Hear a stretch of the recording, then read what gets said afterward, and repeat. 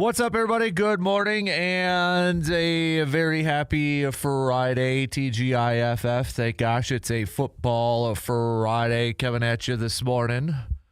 Appreciate you tuning in wherever, however you're tuning in. If it's on those radio dials, 105.1 FM, 790 AM.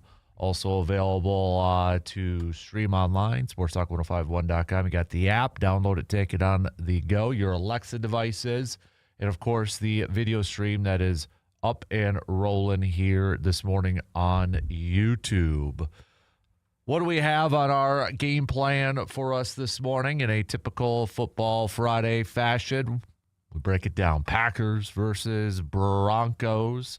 Keys to victory, key matchups, your players who got to have a game, your game picks. What you got for me? All right, start to hit me up with those texts on that Shoe Doctors bullpen line at 715-830-1912, or you can hit us up on the video stream as well. But I want to start to get those rolling in here. What do you think is the biggest key to victory, the biggest matchup in this game, the players who got to have a game, and, of course, your overall game prediction? Packers yesterday back at practice. Josh Jacobs did not practice again for the Pack. Talked a little bit with the media. Said he's day to day. Is pushing to play on Sunday, but started to stiffen up a little bit in the second half of that Bears game. He said same kind of issue as with the same kind of knee issue that he suffered against the Giants, banging that knee against the turf there. So hopefully nothing too serious. Hopefully it doesn't continue to linger throughout the rest of this regular season and into the postseason and such. So, but let me kind of throw this question out to all of you. Do the Packers need Josh Jacobs to win this game going up against that Denver defense and the top seed in the AFC right now?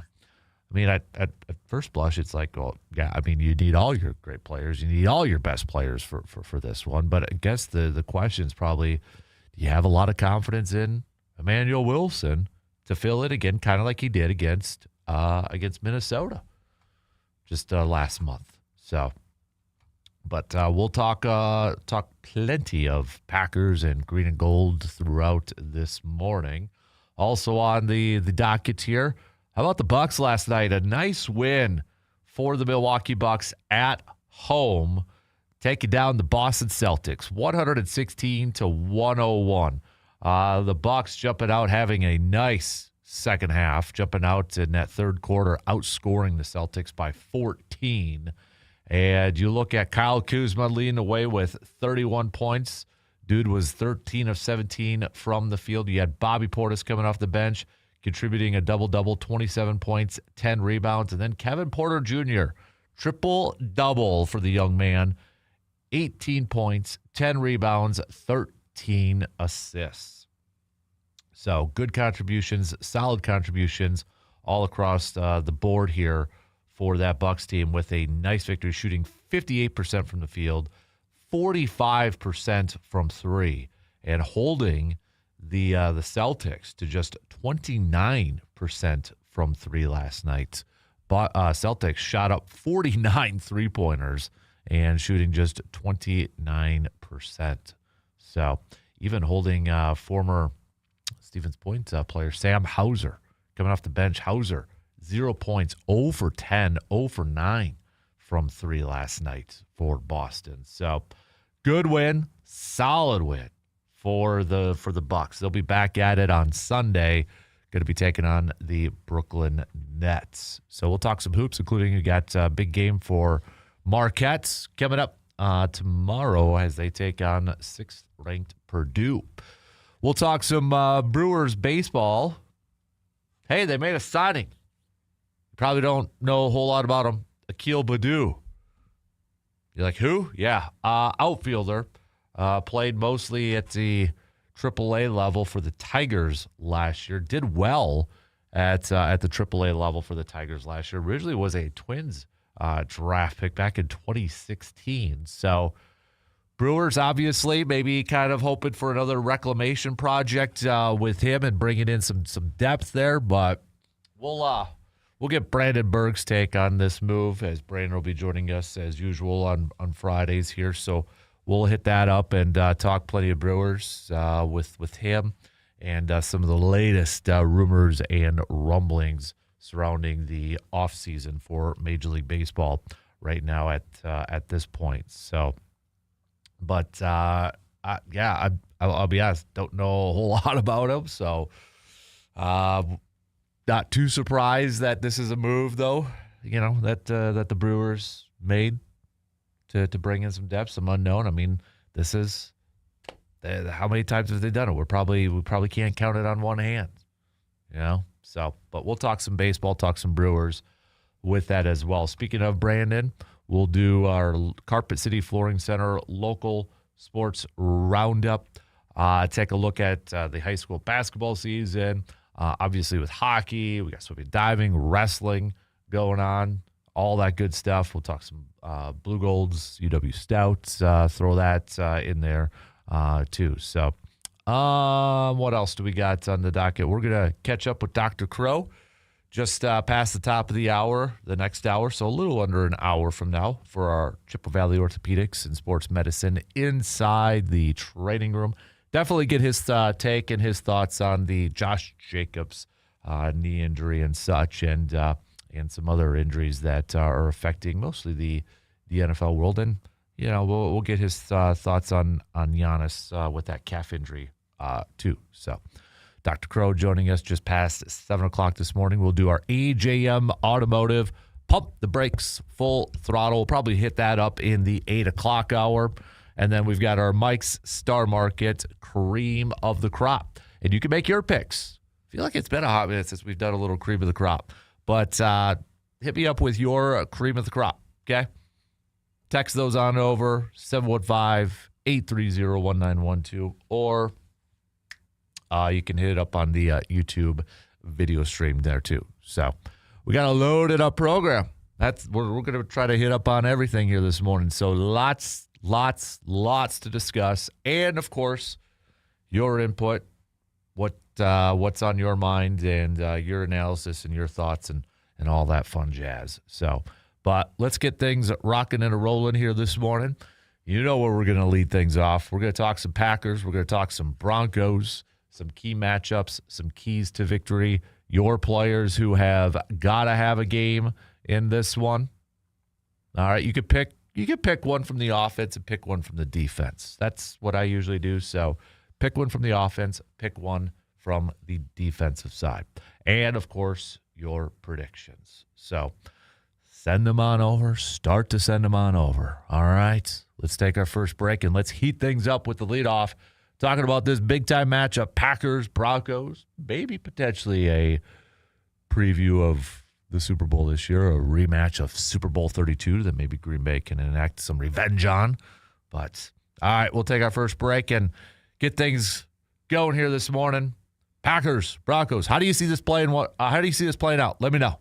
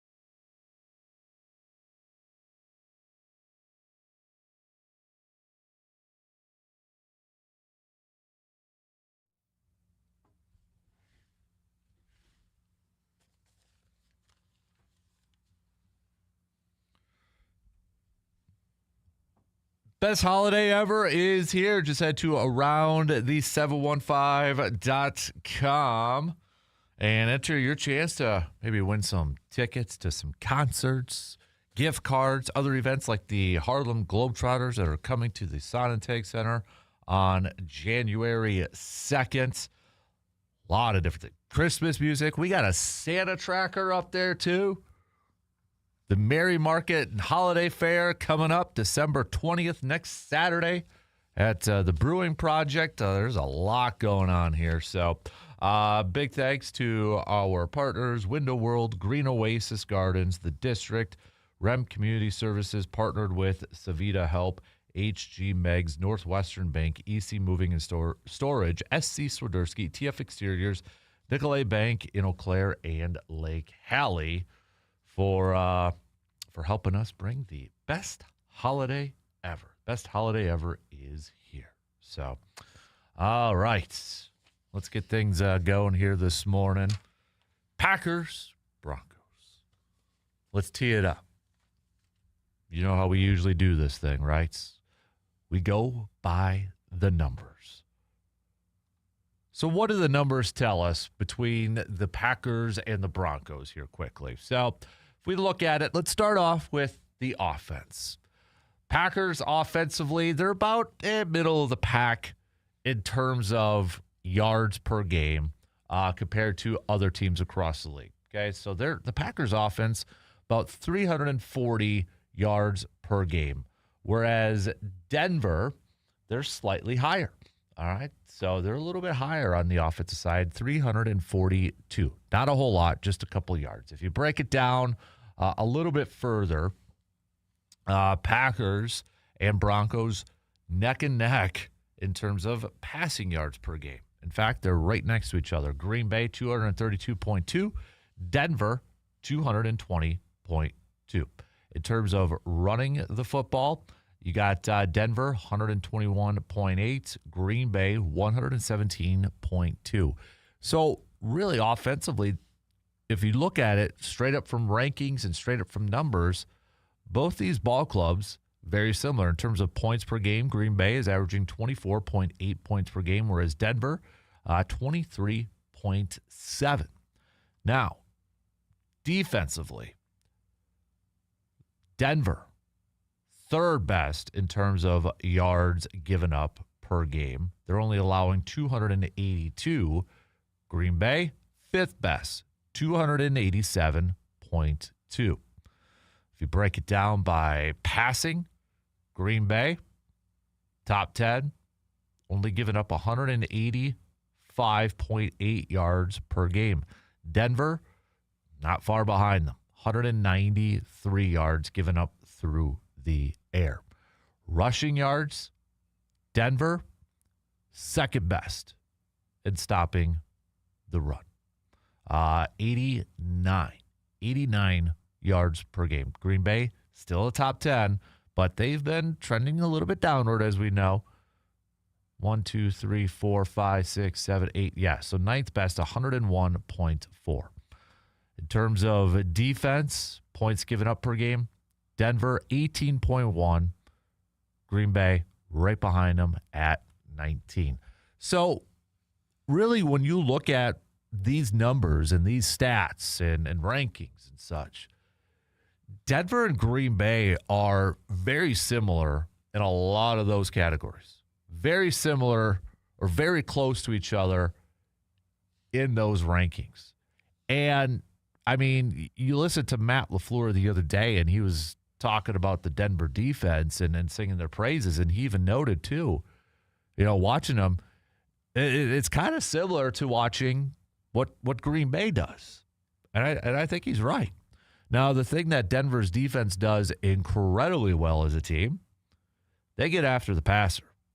They're number one in sacks.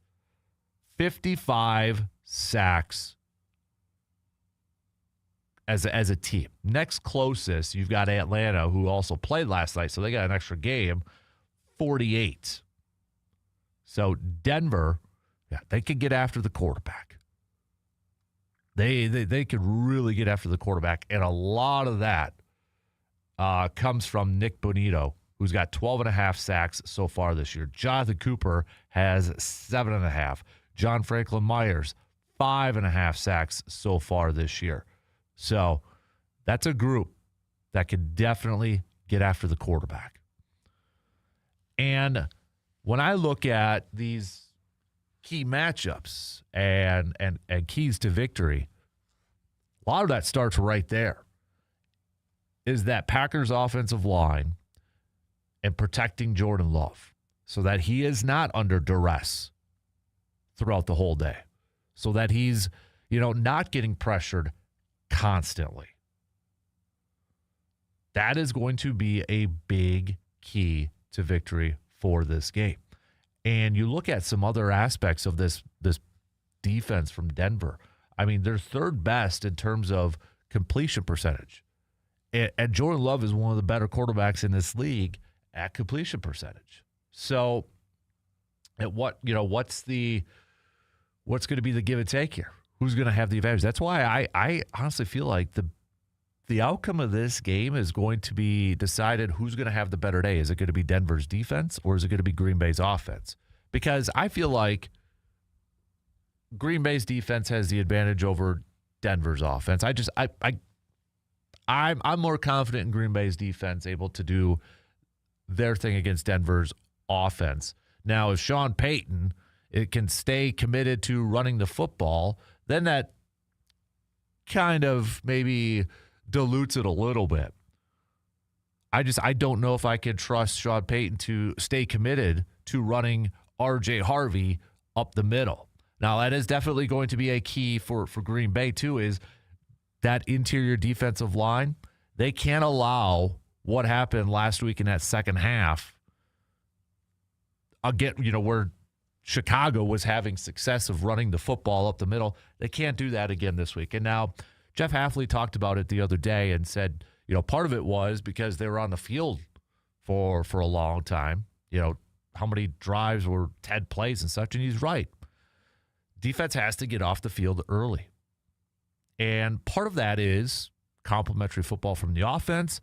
The other part is not, winning on early downs, not giving up big yardages on first and second down that might create third and short or very, like even a second and short. You have to win on the early downs for this Packers defense going up against Denver's offense. If you win on early downs and you create those third and long situations, advantage defense. But make sure if you get in those situations on third down, you don't allow Denver to pick up that first down and get off the field. So just to kind of rewind it, I think one of the key matchups in this game is going to be this Packers offense going up against that Denver defense. Can the Packers offensive line do a good job of protecting Jordan Love and making sure that, he's not under duress? Not allowing Denver to have pressure with just 4 or 5 guys and dropping extra guys back in the secondary. Jordan Love has been fantastic lately of beating the blitz. He's been fantastic with a clean pocket.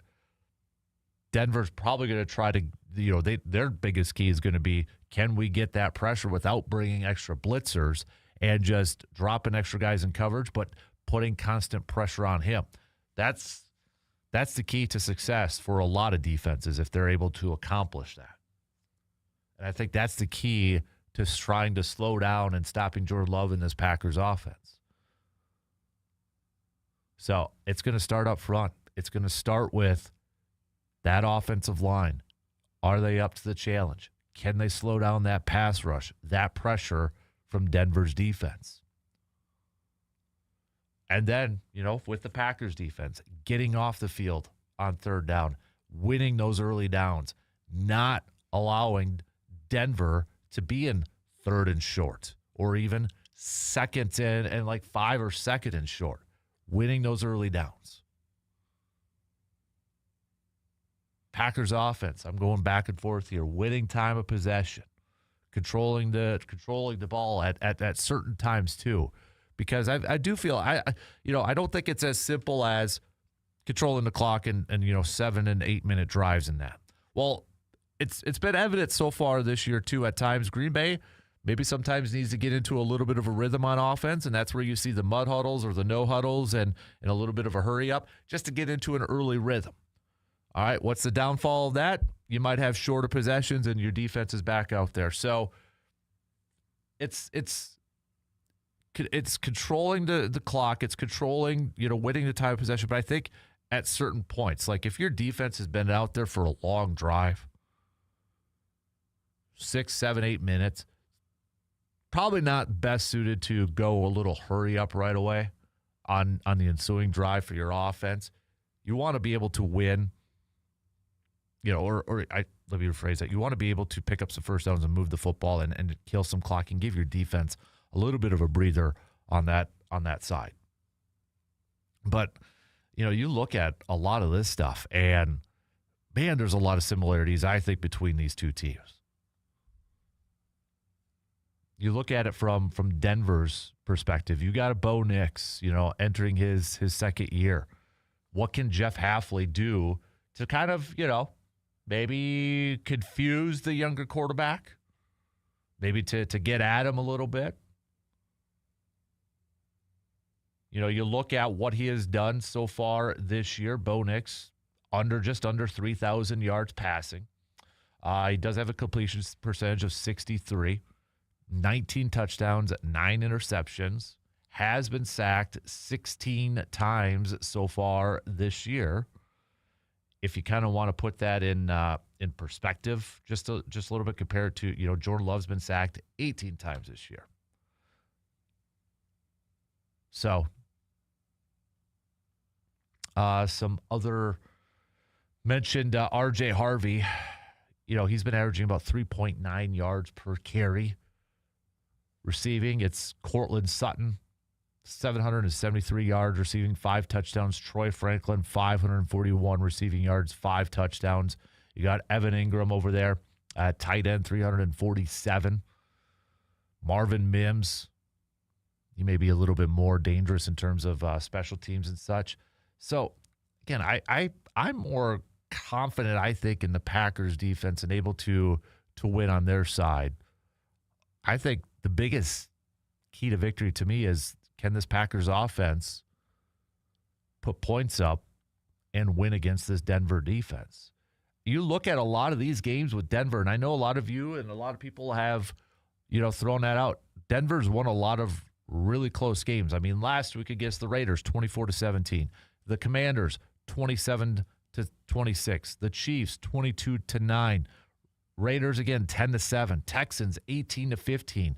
Cowboys, they just exploded on, 44-24. Giants, 33-32. Jets, 13-11. Eagles, 21-17. Bengals, earlier in the season, they dominated 28-3, but no Joe Burrow. They lost the Chargers earlier on, 23-20. They lost the Colts 29-28. They beat the Titans at the beginning, 20-12. So they haven't really dominated a whole lot of teams. They've kept things close, and a lot of that is because of their defense. But again, it's similar in a lot of ways to Green Bay this year too. But if this offense can continue to trend upward from the Packers side of things like we have seen in recent weeks here, I feel confident that Green Bay could go into Denver and pick up that win. Not trying to be overconfident or uber confident or anything like that, because this is a solid team. And I know some people and a lot of people still maybe have questions about Denver, 11-2 and that. But you know what? I don't care about who they've played. They've done their job. They've won games. That's the only thing that matters to this point. They're a really good defense, and they've won a boatload of games. There's questions surrounding them. I get it. I understand it. Okay, are they really, one of the best teams in the league? Don't overlook them. Okay? You can say the same thing about Green Bay at certain points. They've won games that they were supposed to win. They've been in closer games that probably shouldn't have been as close either.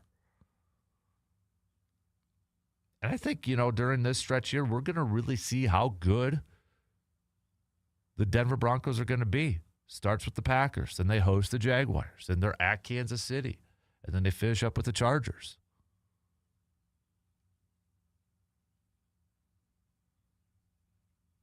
Let's take a quick break. Who are your players that have to have a game? One from the offense, one from the defensive side of things here for the Pack. Make your picks by hitting me up with a quick text. All right, we'll take a quick break, and we'll be right back after these quick words.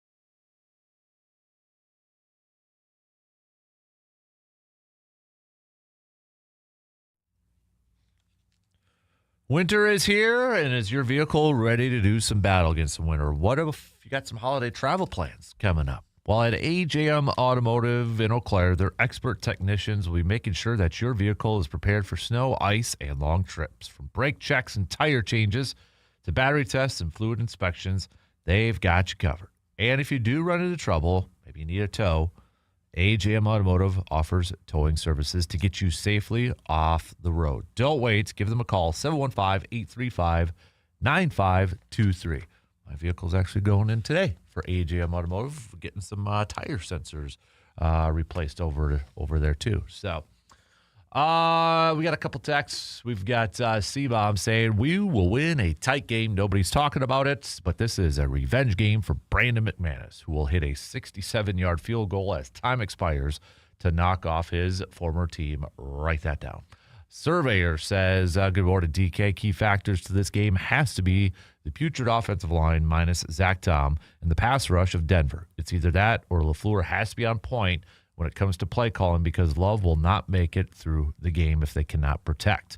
Let's rest Jacobs and let my boy Emmanuel Wilson carve up this defense. Wilson with 80 yards and 2 touchdowns, and Love with a rushing touchdown. Final score, Packers 24, Broncos 14. So who are your players who have got to have a game?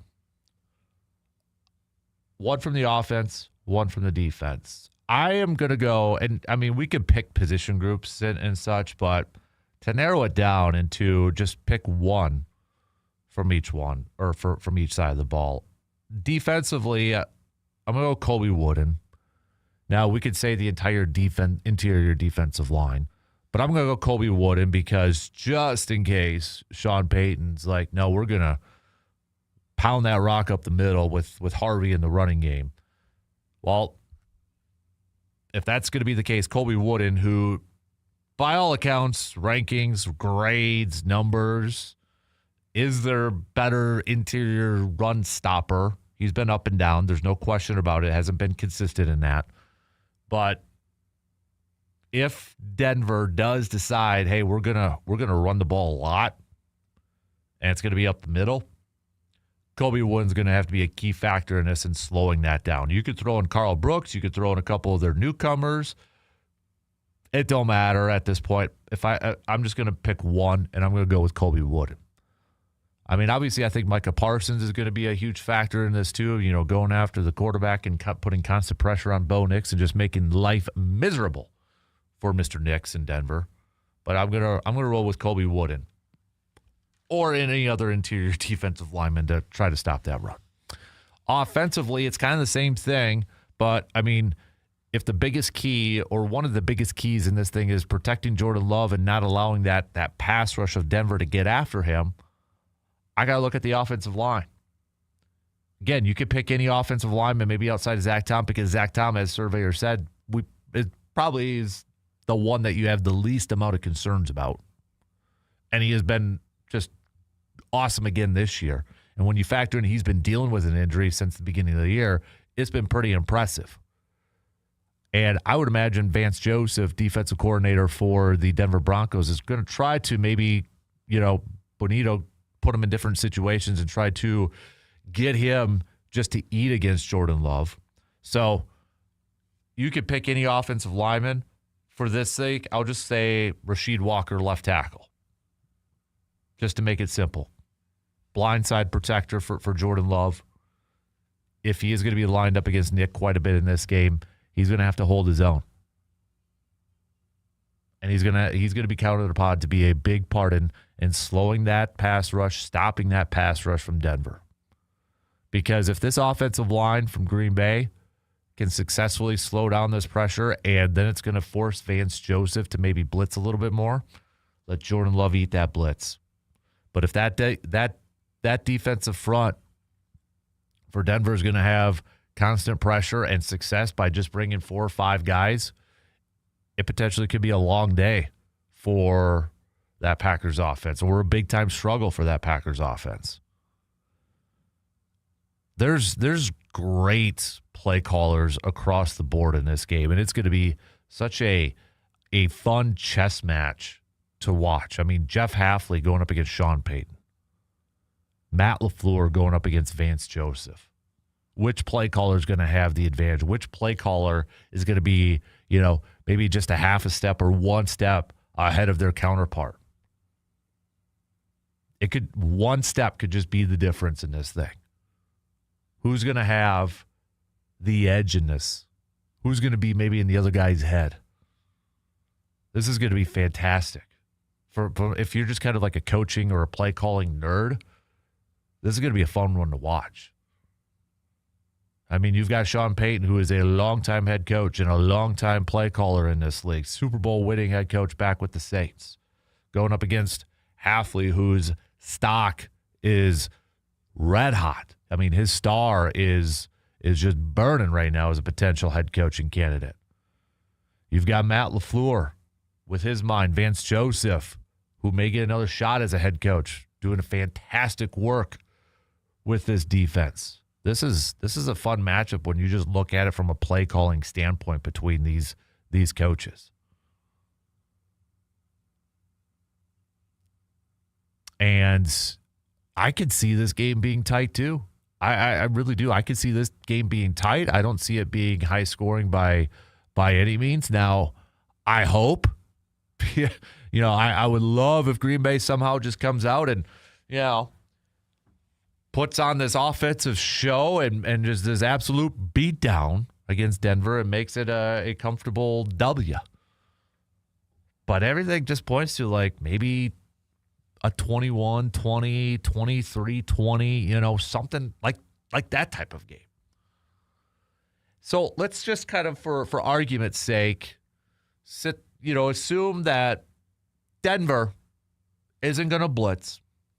They're going to drop extra guys back in coverage. They're going to rely on their front, their 4 or 5 guys, to provide that pressure on Jordan Love. So they're going to have extra guys in the secondary. Who's got to be that guy, or who's got to be that player then to kind of burp? This is where I think Jayden Reed is really going to help out again. Because of that middle of the field, that slot, that yak guy. This is where Tucker Kraft is a missed feature in this offense when you have a defense that's going to be able to provide pressure without bringing extra blitzers and keeping extra guys in that secondary. Who are those guys that could, middle of the field, get you some yaks, get the ball in his hands, and let him make some plays? This is a big game for Jayden Reed. I would throw Jayden Reed as an honorable mention as a guy who's got to have a game. I think we are seeing Christian Watson, utilized more. I mean, we saw him play a little bit in the slot. I mean, he is a guy that is ascending, and we're seeing his route tree develop even more in front of our own eyes, really becoming that go-to guy in different spots. He's not just, hey, go run a fly, go run a post, go run a flag, outrun your guy, and we're just going to throw it deep. We're seeing him involved in different ways. I think you saw last week, too, the Packers really utilizing their 3 tight ends in different aspects, too. That's going to be a part of it. It all points to Matt LaFleur, the game plan, the play calling. If Denver's defense is going to be able to have that pressure while dropping back those extra guys, what's that game plan? How are you going to attack it? How are you going to get the ball out quicker, shorter passing routes, getting the ball in your playmakers' hands and letting them make plays, not long developing plays, quick ones, getting them in open space, finding those holes in those zones. I think Jayden Reed's going to be a big factor in that. I already mentioned defensively, throw out some other guys. Micah Parsons just making it a heyday, or I should say making it an awful day for the second-year quarterback in Bo Nix, just making his life miserable back there, going after him, chasing him down.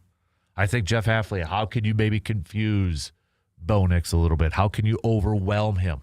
There was a great play in last week's game that just completely fooled Chicago's offense.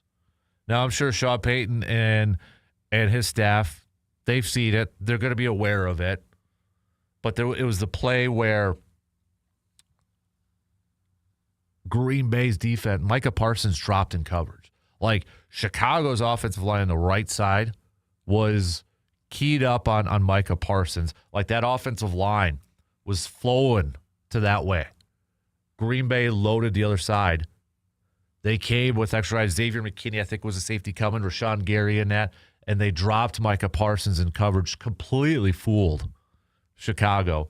Got Caleb Williams already running right after the snap to the sideline. He ended up having to throw the ball away out of bounds. What are going to be ways for Jeff Hafley and this Packers defense to kind of do something similar to confuse the second-year quarterback? And you got to be aware, I think, of, Bo Nix. We went through some of the numbers with him, too, with his passing and such. Bo Nix also, he's got 244 yards on the ground. He's got 4 rushing touchdowns this year, too. So, kind of have to be aware of his legs, his mobility in this part, too. I don't know why, but this is just straight up gut. I'm feeling a sack coming from Rashawn Gary in this one. Bold prediction time. I'm feeling a sack from Rashawn Gary in this game. I know it's just one sack, but the way he's, kind of been playing and such, that might be a bold prediction. So, bold prediction. Rashawn Gary has himself a nice day that includes a sack. He's going to make a few plays in this game. And then, so that's my defensive bold prediction. My offensive bold prediction, Jaden Reed is going to lead the team in receiving. I think he's going to have himself a day in his second game back. Jaden Reed's going to have, I would say 100 yards. How about that? Bold. Jaden Reed, 100 yards receiving. What are your bold predictions? Give me some good ones. All right, let's take our final break as we wrap up this first hour. Hit me up with some more messages, all right? Text them, YouTube stream it, all that good stuff. We'll be back in just a few minutes.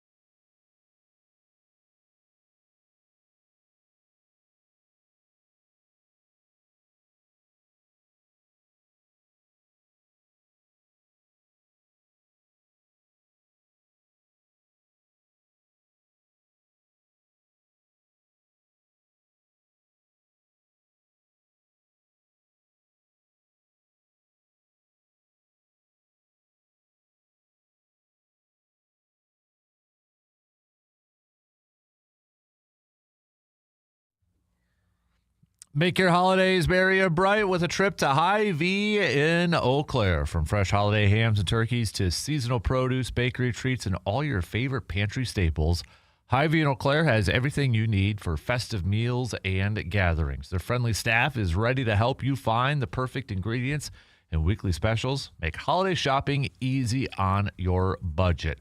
Hy-Vee, bringing freshness, value, and holiday cheer to your kitchen this season.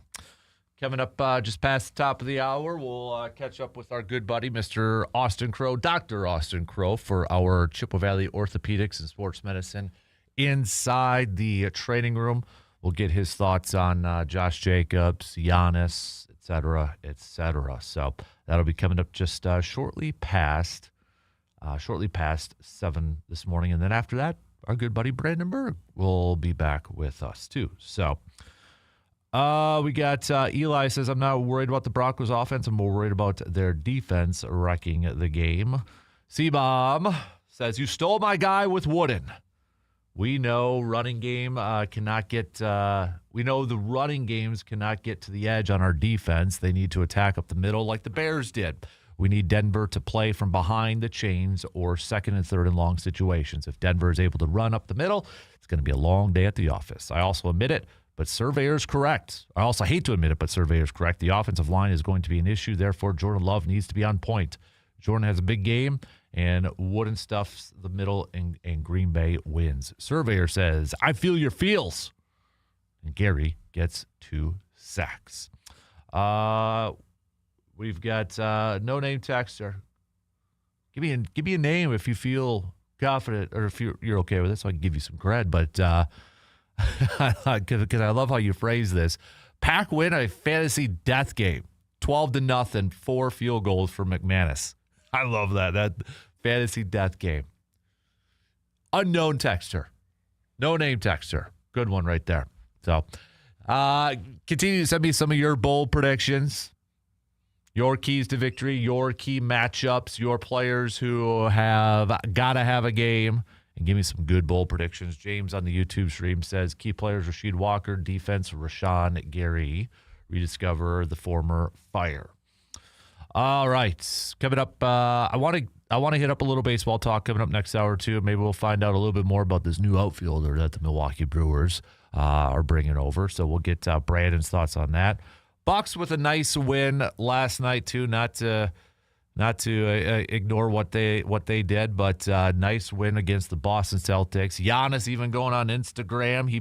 There was a picture of him on the bench smiling, street closing that, and he went on Instagram and posted that picture with a fire emoji and 100% or like a shh type of emoji. So again, guy just playing with the hearts of so many Bucks fans out there. What does he mean? Get your Robert Stack trench coats. Spit it out, Dan. I need more coffee. It is freezing out there. I was just out there. I need more coffee to get going. Trench coats. Your Robert Stack Unsolved Mystery trench coats, and trying to figure out what the heck Giannis means by posting up that picture. So, but nonetheless, good win by the Bucks last night. Solid win. Now, can you build upon it? Can you use that type of game? They got to go on a nice run here. They got to put together a stretch run of some games here. Build that confidence. Kyle Kuzma was awesome last night. But what's been always the biggest issue with Kyle Kuzma? Consistency. 31 points from him last night. Awesome. But we got to find that consistency. Kevin Porter Jr., triple-double. Awesome. Bobby Portis, 27. Double-double for him coming off the bench. That's what we need from Bobby Portis. And the Bucks going up against the Nets, gotta get that W. Because after that, you got a couple tough games. You've got the Raptors and you've got the T-Wolves. Then you have an opportunity after that. You have an opportunity to, I think, really put together a few games here with some W's. Pacers, Grizzlies, Bulls, Hornets, Wizards, Hornets, Kings. Then you go on to that West Coast trip where hopefully Giannis is back, because this is you're talking starting on January 7th. Warriors, Lakers, Nuggets, Timberwolves, Spurs, Hawks, Thunder, Nuggets. Whew. That is a very difficult stretch of the schedule to begin the new year. That is a tough one, man. So, but we'll talk some more Bucks coming up in the next hour here. So, shot clock's going to cut me off here in 30 seconds. So, again, we'll kick off the next hour with Dr. Crow inside the training room, and then we'll get to Brandon. We'll talk some Brewers with him. We got our AJM Automotive Pump the Brakes Full Throttle. Send me your Mike Star Market Cream of the Crops. Give me anybody in sports. Give me something else out there. Send me your Cream of the Crops. Play along with us. We'll get to that too. So, and of course, our Carpet City Flooring Center local sports roundup. One in. First quarter's in the books. 3 more to go. 3 more quarters. All right, we got a news update, and we'll be back to kick off the second hour with a little inside the training room.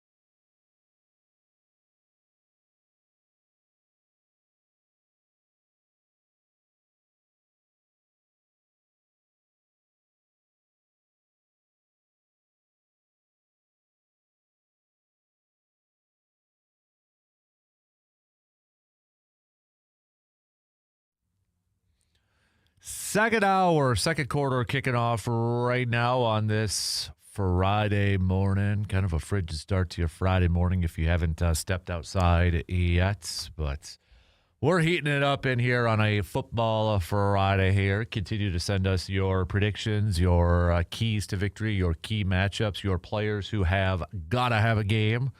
And then some bold predictions. Text those on over to the Shoe Doctors bullpen line at 715-830-1912. We'll do some local sports roundup coming up a little bit later on with Mr. Brandon Berg. We kick off this hour, though, like we usually do every Friday morning, catching up with the good doctor himself, Mr. Austin Crow, Chippewa Valley Orthopedics and Sports Medicine, joining us. Good morning, sir. How are you doing? I'm doing fine. Nice and warm inside, but at some point I'm going to have to step out. Yeah, man. Yeah, I just had to step out there a little bit ago, and holy moly. I feel like it's colder than it was at like 3:30 this morning. So, but yeah, it's bitter. Yeah, no kidding. So, sounds like it's even going to be warmer in Colorado this weekend for that Packers and Broncos game. What was it, like 40s or 50s, I think I heard. So, for crying out loud, man. Balmy. Yeah, right? So, that's kind of where I want to lead off, talking with Josh Jacobs. So, he has missed practice these last couple days dealing with a knee issue, and it stems, he said, from when he had that knee issue against the Giants, where he hit his knee on that turf, swelled up. He ended up not playing in the following game against the Vikings, and he said it kind of got stiff in that second half against the Bears. And maybe I'm kind of scarred on this, but when I hear knee swelling fluid, I hear David Bakhtiari and such and that, but I mean, oh yeah. In this case, is there any concern that it started to swell up again and he got stiff and he's missing practice, or is this kind of normal with? I think they're just calling it a contusion at this point. Yeah, so there's a pretty big difference between a soft tissue contusion and a bony contusion. They really haven't said beyond that. They are calling it a knee contusion, so basically a bruise. If it involves actually the bone, so like a bone contusion, which certainly a direct blow against hard turf could do that. I mean, that's an injury that will absolutely can nag for a couple months, sometimes even. So I would say it's premature to be worried about articular injuries, which certainly always have to be worried about or always have to be concerned about. But in this setting, I think the odds are pretty low. I think this is more in line with a standard bony contusion. So I doubt it's just soft tissue, because if it was just a soft tissue contusion alone, it should have improved by now. So my guess is he has a bone bruise, whether it's, because, maybe in the patella, maybe in the front of the femur, somewhere in that area in all likelihood. And those can linger. And certainly we see people come into the clinic with effusions, meaning fluid on the knee, swelling, which at first is like very concerning. Like, all right, something, there's fluid in the knee. That means something happened. But sometimes it's just you really hit the bone hard and get a little bit of bleeding in the knee. And it can be really, it can mimic a bad injury. And the symptoms can be pretty significant, where it's like the point where the athlete's not able to go. But usually they're able to kind of fight through it. So to see this kind of up and down, like it's bothering me, but I can play, it's not dangerous, they'll often be able to fight through this. So my prediction is he's not going to miss time per se, but they're going to probably do, quote, load management as they've been doing with him. And over the next handful of weeks, it should slowly get better and better. So with something like that, I apologize, it's a dumb question, but can they like drain it, or is this is something different? Because, again, I'm going to the Bakhtiari example where they were like, how many liquids or ounces he would continually to drain from that knee. Is this something where they could drain that, or is it just straight up the muscle is kind of inflamed? Yeah, so again, that goes back to like what's the actual injury. If it's bony, then the fluid's probably inside the knee. You can aspirate that. Yep, you can drain it. Often it will come back if there's persistent irritation in the knee, so it doesn't always do what you're looking forward to, is basically alleviating all of that fluid. If it's more in the soft tissues, then no. So, when we look at a knee, when they first come into clinic and you see a big puffy knee, that could either be fluid inside the knee or in the tissues. It's definitely worse if it's inside the joint, both as prognostic and for function of the knee. So if it is fluid in the knee, they would probably consider draining it, but my guess is they're just going to manage it with, compression, elevation, et cetera. And then frankly, time will be his best friend, no matter which version of the contusion it is. But if it isn't a fluid in the knee, they could consider draining it, but I would suspect they're not going to do that. Gotcha. I know they're pretty quiet on this TJ Watt situation that I'm sure you kind of heard about the other day, but the Steelers came out with a statement yesterday saying TJ Watt was hospitalized Wednesday night, and And the thing is that he's dealing with a lung issue, and apparently he was feeling discomfort while going through treatment.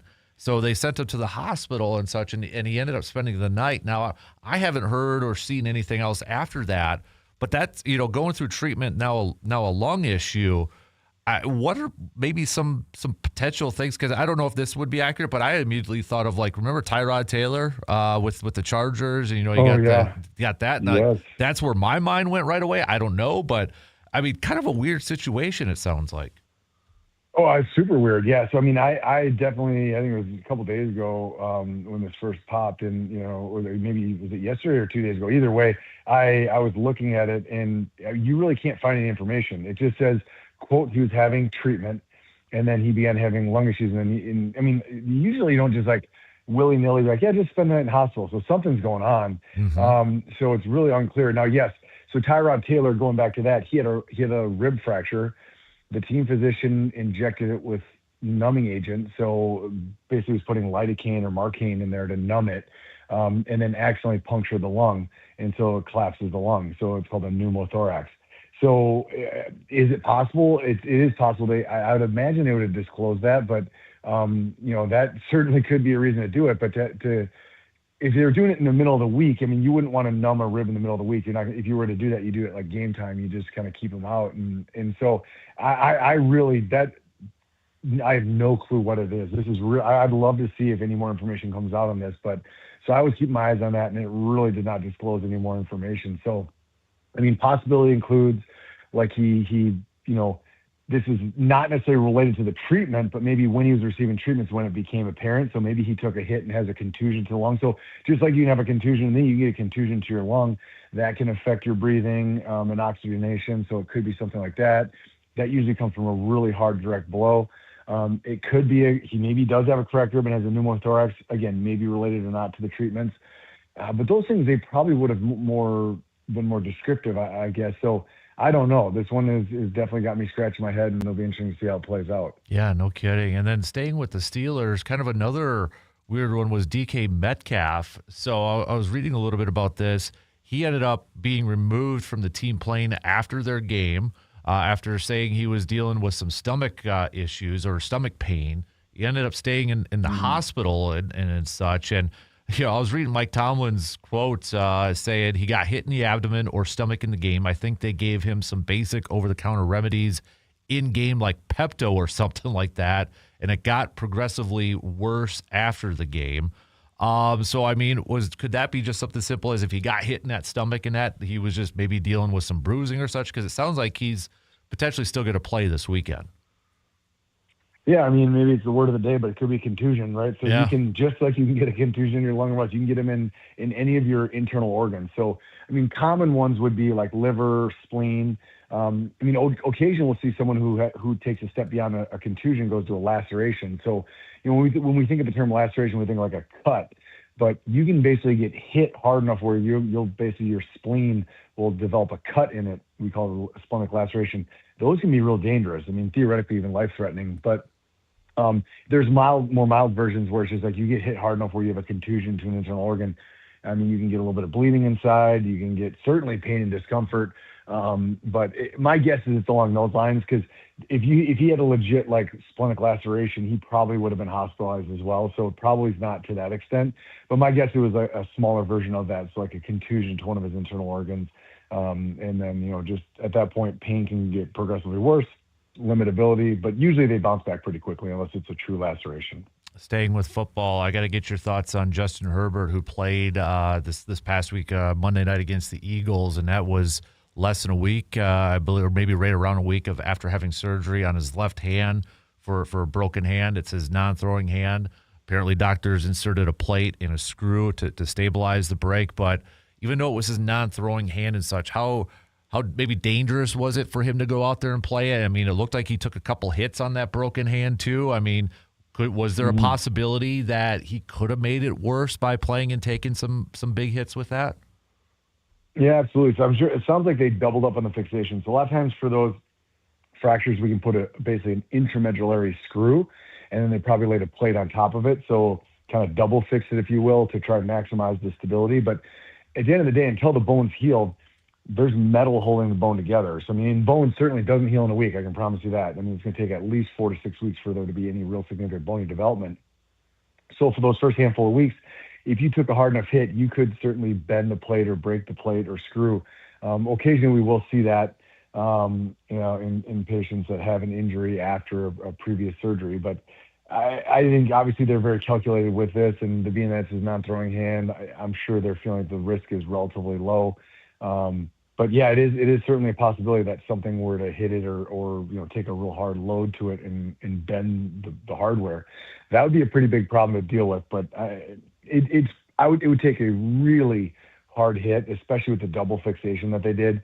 So I'm guessing it's relatively safe. And then of course there's also the incision, right? So that to put the plate and screws in there, you have to open it up. So you want to make sure that wound heals correctly. And again, I'm sure they have suture and tape and probably some special dressings over the top to help protect it. But I think in the first week or two, you'd almost probably be more concerned about the incision than you would the actual hardware. But I think it's relatively safe. But I mean, they're only doing this in a setting like this where it's a pro athlete. I mean, if we have high school collegiate athletes, they're going to sit out for at least a couple weeks generally to allow it to heal. But this is their careers, and they're saying, hey, you know what, it's worth the risk. I'll get back out there. So there is risk with it, but I wouldn't call it high risk. I got to go. I don't know if were you at the Vikings and Commanders game last weekend? I was there, yep. Well, I got to ask you a couple. I mean, Jaden Daniels, they said that he re-aggravated his left elbow injury, came back in that, and then the Zach Ertz nasty knee injury from that one. I mean, that looked, I think they're just saying ACL, but that looked horrific too. It did, yeah. So Jaden, he threw a pick. I think it was one of our safeties came up and hit him. I mean, it wasn't a dirty hit because he was in the play. I mean, he theoretically could have made a tackle, and he flew directly onto that elbow. So I'm guessing it was more of an aggravation. They showed the replay of it. He landed on it. That's usually not a mechanism to re-dislocate or sublux that elbow, but I promise you that elbow is still very tender and raw. So I'm sure he just aggravated the heck out of it. And so then they put in Mariota, and at that point the game was pretty much over anyway. When you look at the big picture, I don't think it'll be a big setback for him. I'm sure it's going to hurt more. But I highly doubt it actually damaged anything. I think it just probably irritated it. Now, Ertz, on the other hand, I mean, that hit, it's always challenging. You see a lot of people are calling it a dirty hit. And I mean, the safety looked like he was going about, mid-waist, and then Ertz jumped in the air, and then that hit became his thigh. Clearly that knee bent in a way it's not supposed to. I mean, immediately you saw what it did, and it was a pretty gruesome injury. To get away with just an isolated ACL, that is very fortunate, because often when the knee goes into that hyperextension, it'll swing one way or the other, and then whichever way it goes, you'll either damage the posterior corner or the MCL, and then it becomes a multi-ligament knee injury. But yeah, no doubt about it. I mean, you see for a split second that leg is bent about 20 degrees in the wrong way. Yeah. At this point, he's getting pretty long in the tooth. I mean, I don't know how many years he's been in the league, probably 12, 14, something like that. Yeah. Maybe I'm too high, but he's definitely been in the league for. You get to the point where it's like, all right, is he going to be able to bounce back from a knee injury like that? I would say the answer is maybe. He may just say, you know what, I've had a really good career, I'm just going to hang it up, or he may fight through it. I don't know. I mean, if it's isolated ACL, we're able to get those athletes back at a high rate. But yeah, that's a tough one to see. I chalk it up to more of just like, wrong hit, wrong spot, wrong time, and it just was kind of fluke as far as that injury is concerned. I know I'm keeping you a little long. I got two more guys here that I want to get your thoughts on, if you're good with that. And obviously, one of them, Daniel Jones, Achilles injury. We've talked a lot about that for a lot. Yeah, exactly. Last couple of years. But he was also dealing with on the other leg a fractured fibula. They kept calling it. I mean, was there?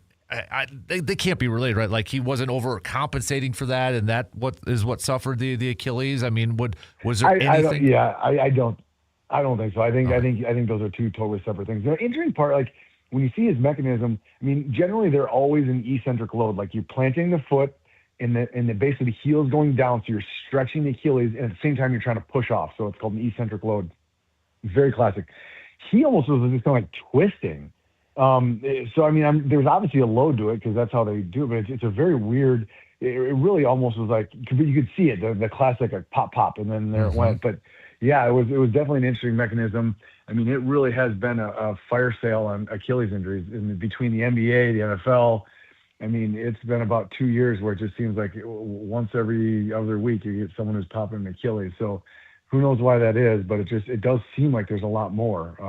But with his, I would say it's unrelated to that fibula fracture.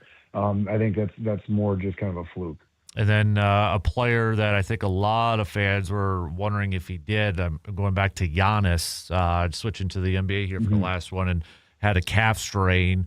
And I mean, everybody's like, "Oh my gosh, he goes down on the floor, just kind of running back." It's like flashbacks to Damian Lillard. Everybody was kind of putting those side by side, but they called it a calf strain, and I know he's been dealing with a groin strain over there too. But I mean, how do you kind of because that's what everybody's you think of Kevin Durant, right? Calf strain, and look what happened. And some of these, even Damian Lillard and such. Is that the concern? Is that a potential concern with this calf strain, that it could, if they push it too much, it could lead to an Achilles injury?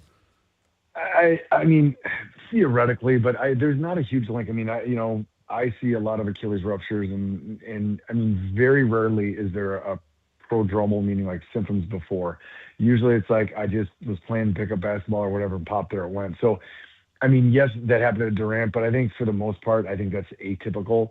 And, on the MRI, I mean, they're going to be able to assess the Achilles. So if they note any signal like, look, you have some bad Achilles tendonitis in addition to this, that would put them more at risk. But they certainly didn't comment on that. They're still expecting a relatively short time frame.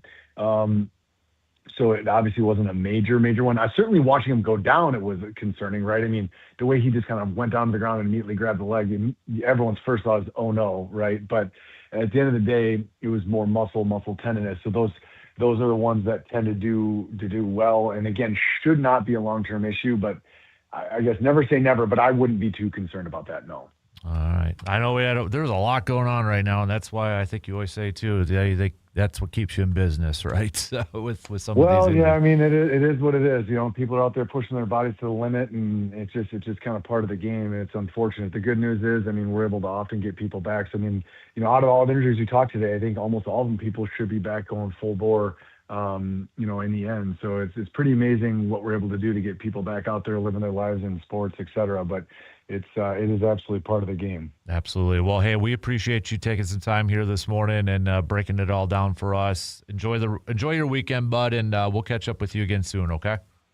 Yeah, stay warm out there, everybody. Yeah, you too, man. There you go. Dr. Austin Crowe, Chippewa Valley Orthopedics and Sports Medicine, joining us here this morning. All right.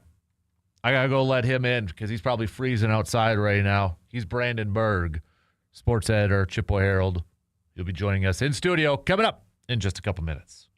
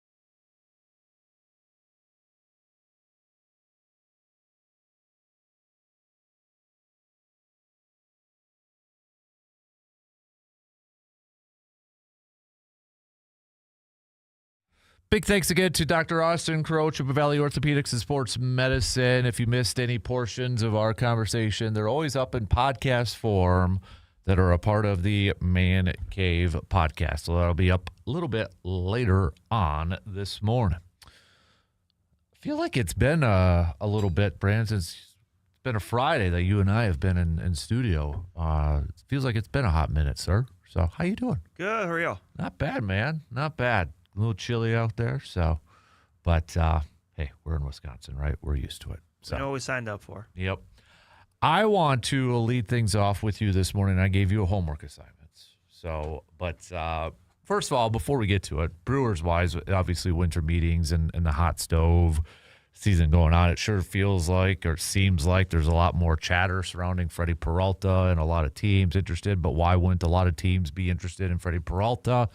We've heard Trevor McGill rumors. We've heard Nick Mears rumors. I want to get your thoughts on all of them. Like, for me, I feel like almost the McGill one kind of makes sense because Uribe's there. You know, even when McGill came back, Uribe stayed as the closer in that. I think he's projected to get an increase up to $6 million potentially this year. The Mears one kind of confuses me a little bit. I know some people say, well, it opens up, a little bit more maybe for some AAA guys. Before we get to the Peralta thoughts now, what were your thoughts on the rumors surrounding the McGill and Mears, I guess, trade rumors out there? Wasn't really surprised. I mean, we're kind of seeing early in free agency that, relief pitching, especially, competent to good free agent pitching is definitely something that's valued by teams. Yeah. So if you've got some of those guys, I mean, you're certainly going to listen. And obviously, this is kind of the Brewers' MO that, hey, if relievers start to kind of creep up in their salary and it's a place of depth, which it generally is with the Brewers, that you would listen. I mean, at this point, I think the Brewers have definitely deserved the benefit of the doubt of if they trade somebody, they will find somebody else that will be able to do good things. I mean, we've seen a long track record of that, especially with this current administration, I guess, for lack of a better word, where someone comes out and that they always seem like they have that person that's next up, and then they can find the depth to go with it. And so there's other teams that really they can't do that. So when you can't do that, what do? You go to find someone somewhere else. Right. So I mean it's something where if you can trade from a position of depth that to maybe help you somewhere else in some way, you have to at the very least look into it. And that's what a lot of the winter meetings are. It's just a lot of talking. I mean, sometimes moves get made. Sometimes you get kind of the framework for trades that ultimately come to pass. But if nothing else, it's just a place where a lot of people have a lot of conversations. And then Freddie Peralta, obviously, a big time, talking point in that. Does your gut tell you one way or the other? Do you feel different one way or the other after the rumors and reports that we heard from winter meetings that maybe the Brewers cracked the door open a little bit more and such? Do you have a better feel, or does your gut tell you one way or the other a little bit different from maybe before what winter meetings were?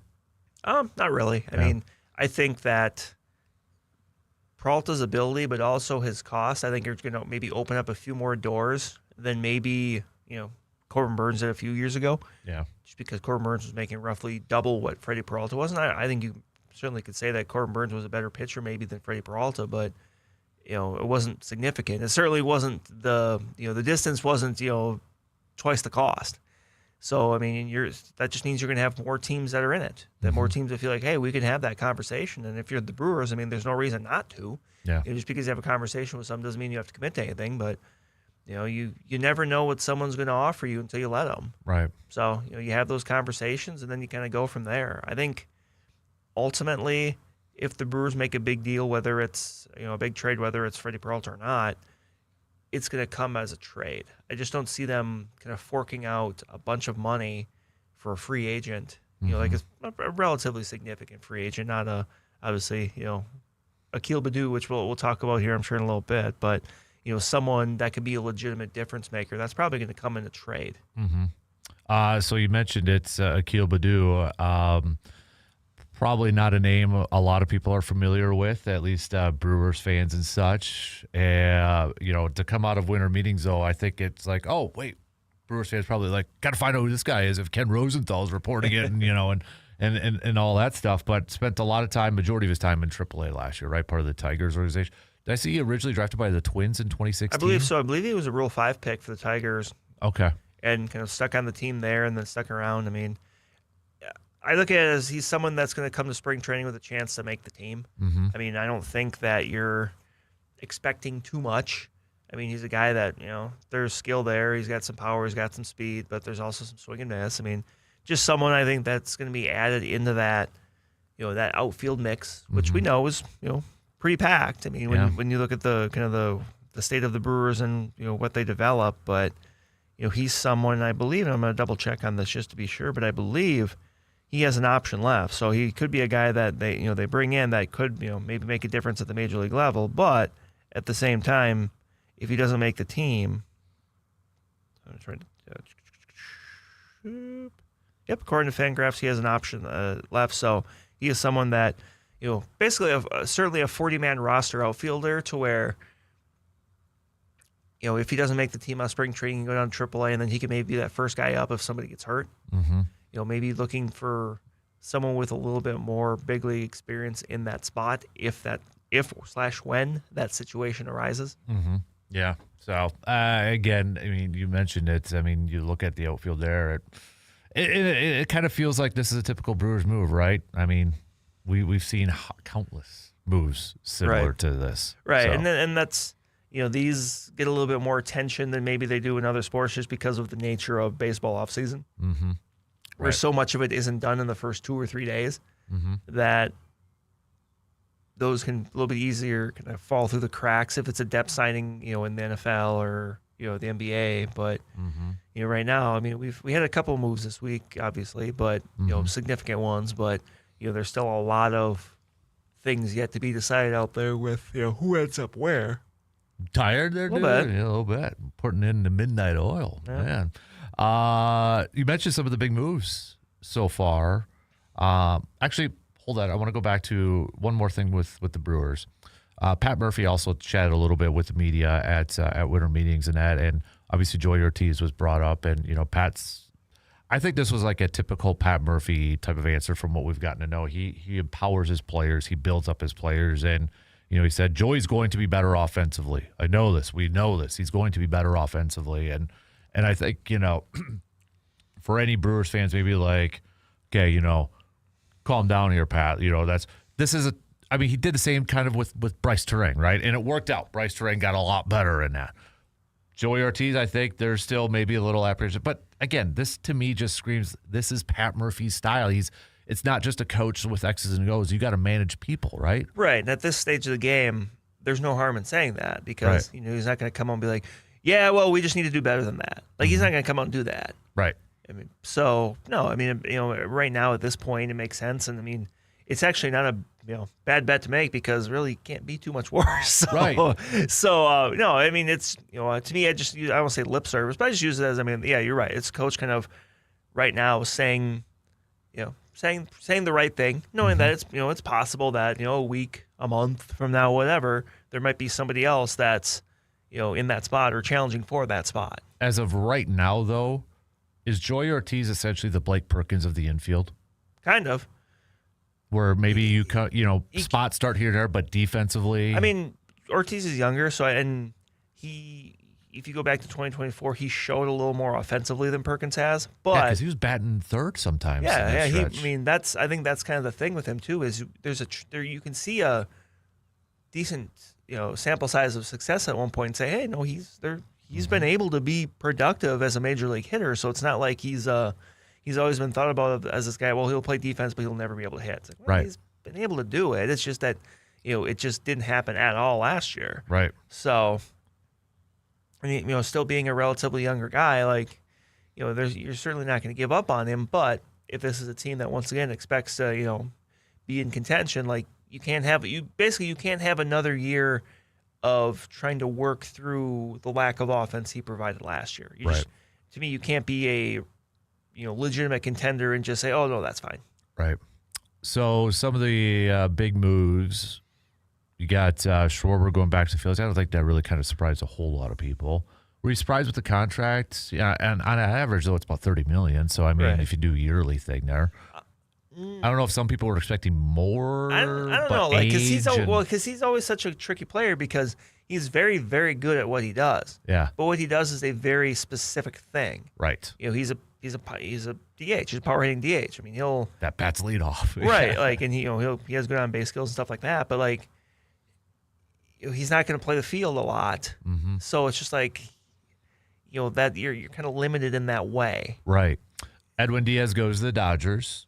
And then Pete Alonso goes to Baltimore. That's got to be the more maybe intriguing or surprising one? I think so. I mean, it's interesting because, from what I've seen, there are many Mets fans who were not super happy because they wanted to keep Pete Alonso because they like Pete Alonso. But it is very interesting that both ends of the Devin Williams, Pete Alonso thing have now not switched, but one's out, one's in. Yeah. Kind of a spot. But I mean, it's a big swing for Baltimore. Baltimore was a team coming into last year that had legitimate, postseason / maybe World Series, outlook. Or even 2 years ago when they got Corbin Burns. We're saying 2 years ago too. Yeah. So and the last 2 years have not gone the way they hoped.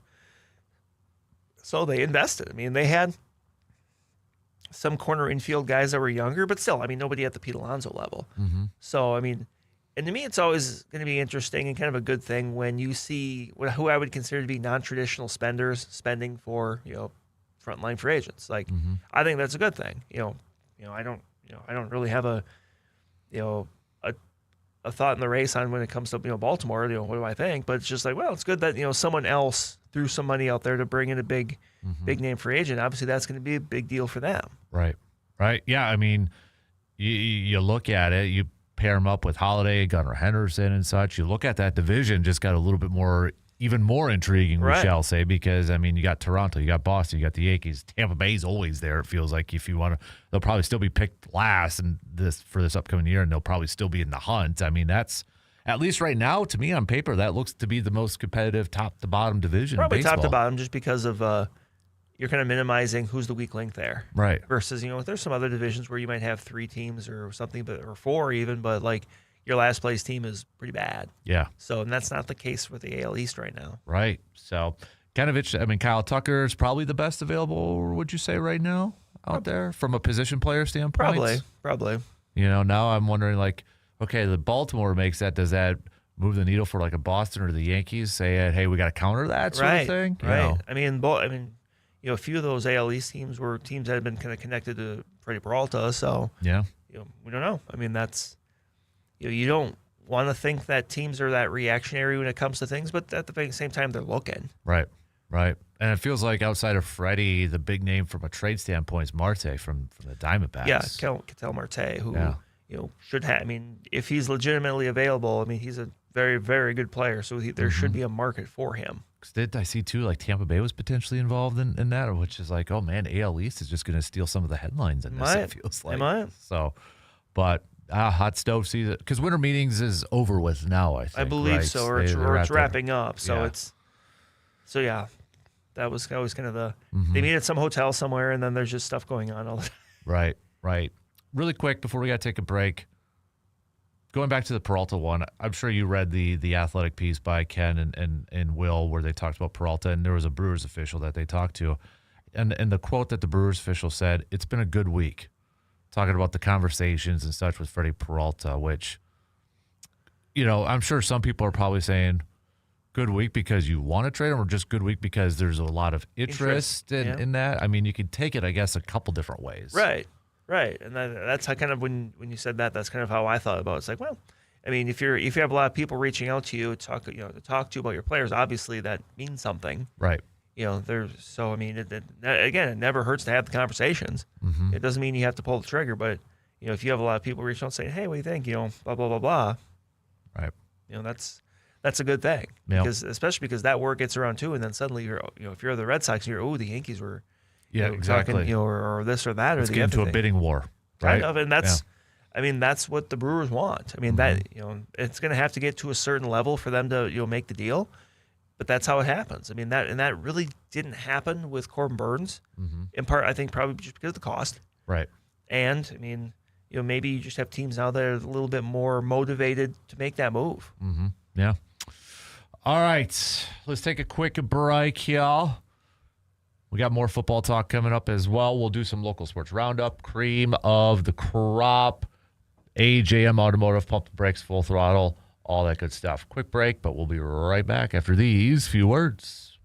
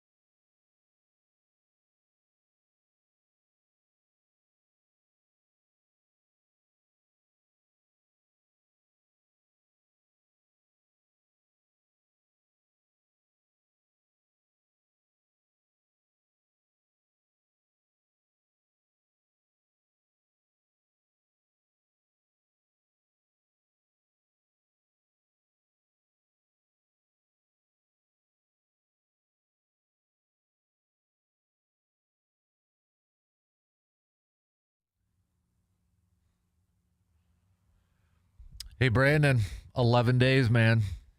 11 days until Festivus for the rest of us. 6 a.m. to 10 a.m.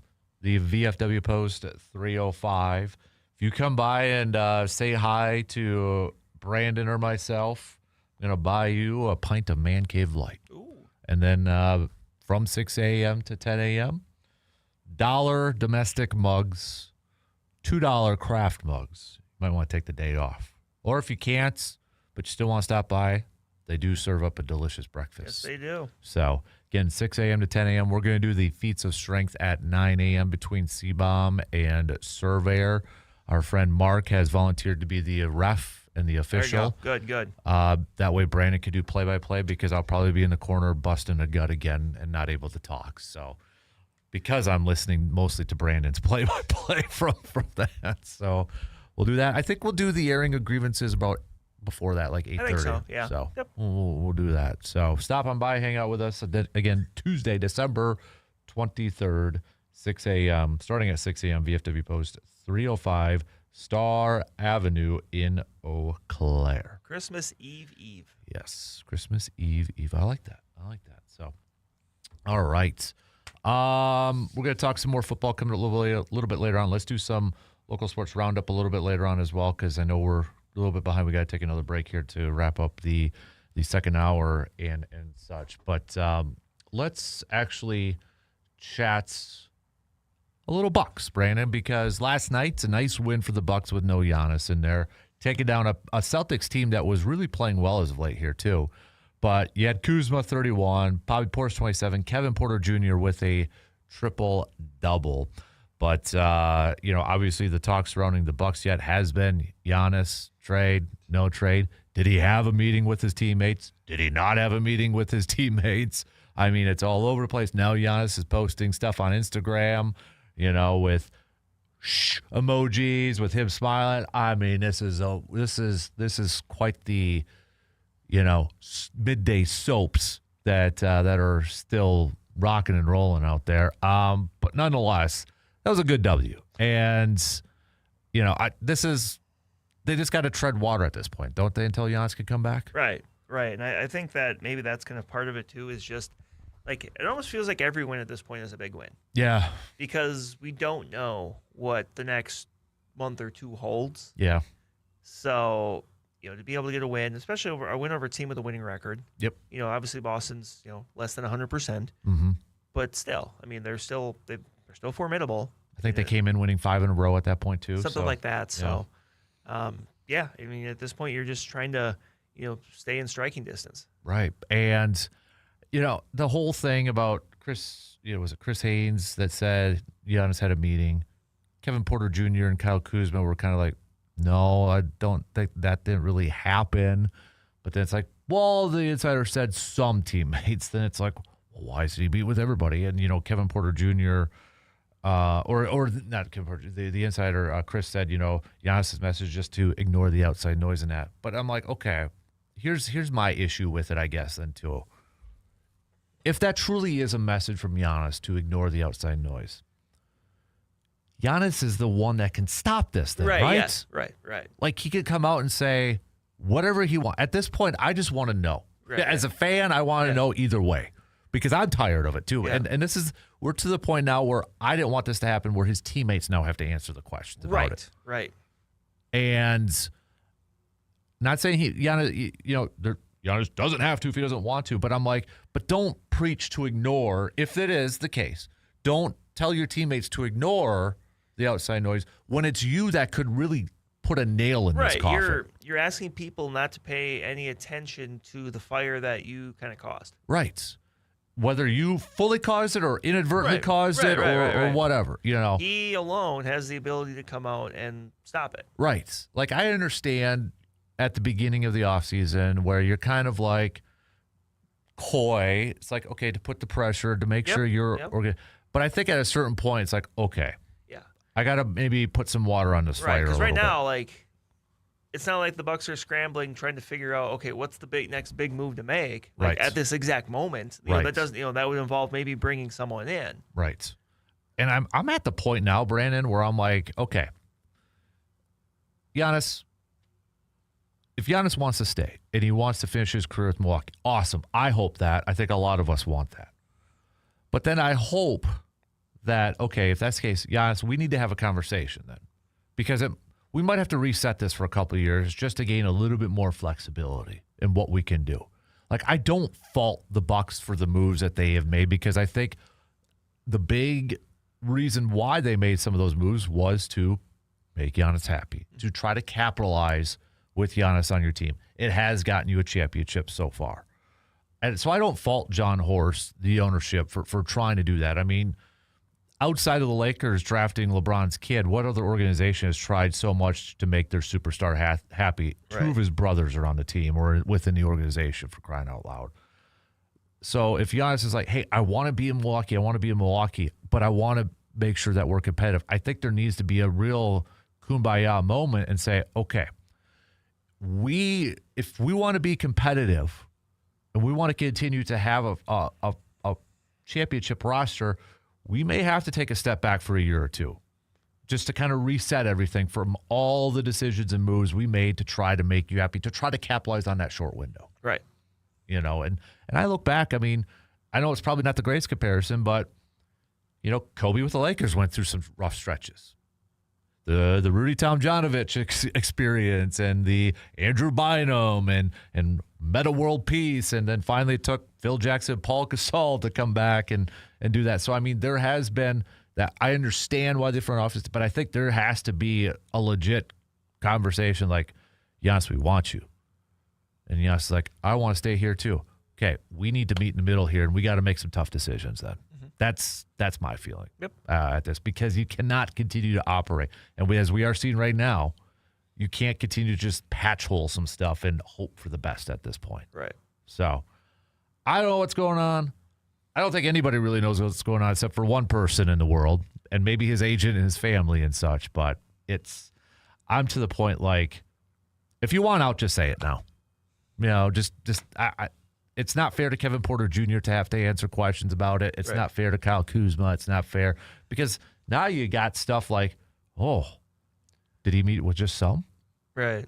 It's brewing unnecessary drama at this point. Yes. Yep. When you should be focusing on winning basketball games. You got bigger issues at hand at this point. All right, we got to take a quick break, and then we'll wrap up the second hour. That's going to be halftime. We'll be back after these quick words.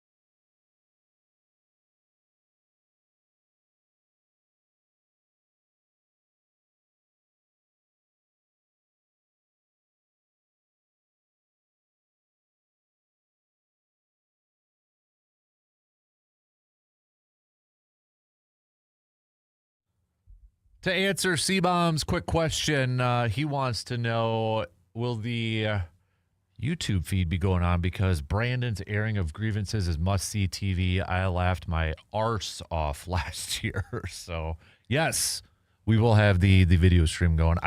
And we're going to have the feats of strength on the TV, too. So that's the big point. That's the big one. But you do a really, really, really good job with your airing of grievances. That's the time of the year I allow myself to get a little irritated. Also, you said doo-doo. So, we got John says, good morning, Dan and Brandon. My cream of the crop this morning is not really sports related. It goes to the plow truck drivers that worked long extra hours this week, clearing all the snow from the streets. As Kevin Durant would say, you guys are the real MVPs. The first big one of the winter, and I mean, in Chippewa things were pretty good. So good. Thank you to everybody that does that. You guys and gals will be definitely busy this winter as always, but it is greatly appreciated. Yep. Really quick, here's our trivia before we get to the top. So you're right. This is a good one, Brandon. You're gonna have to get a piece of paper and pen. Okay. Surveyor, DK, since 2008, there have been 12 backup quarterbacks that have made the final roster anytime throughout the regular season. Can you name them all 12 for the Packers?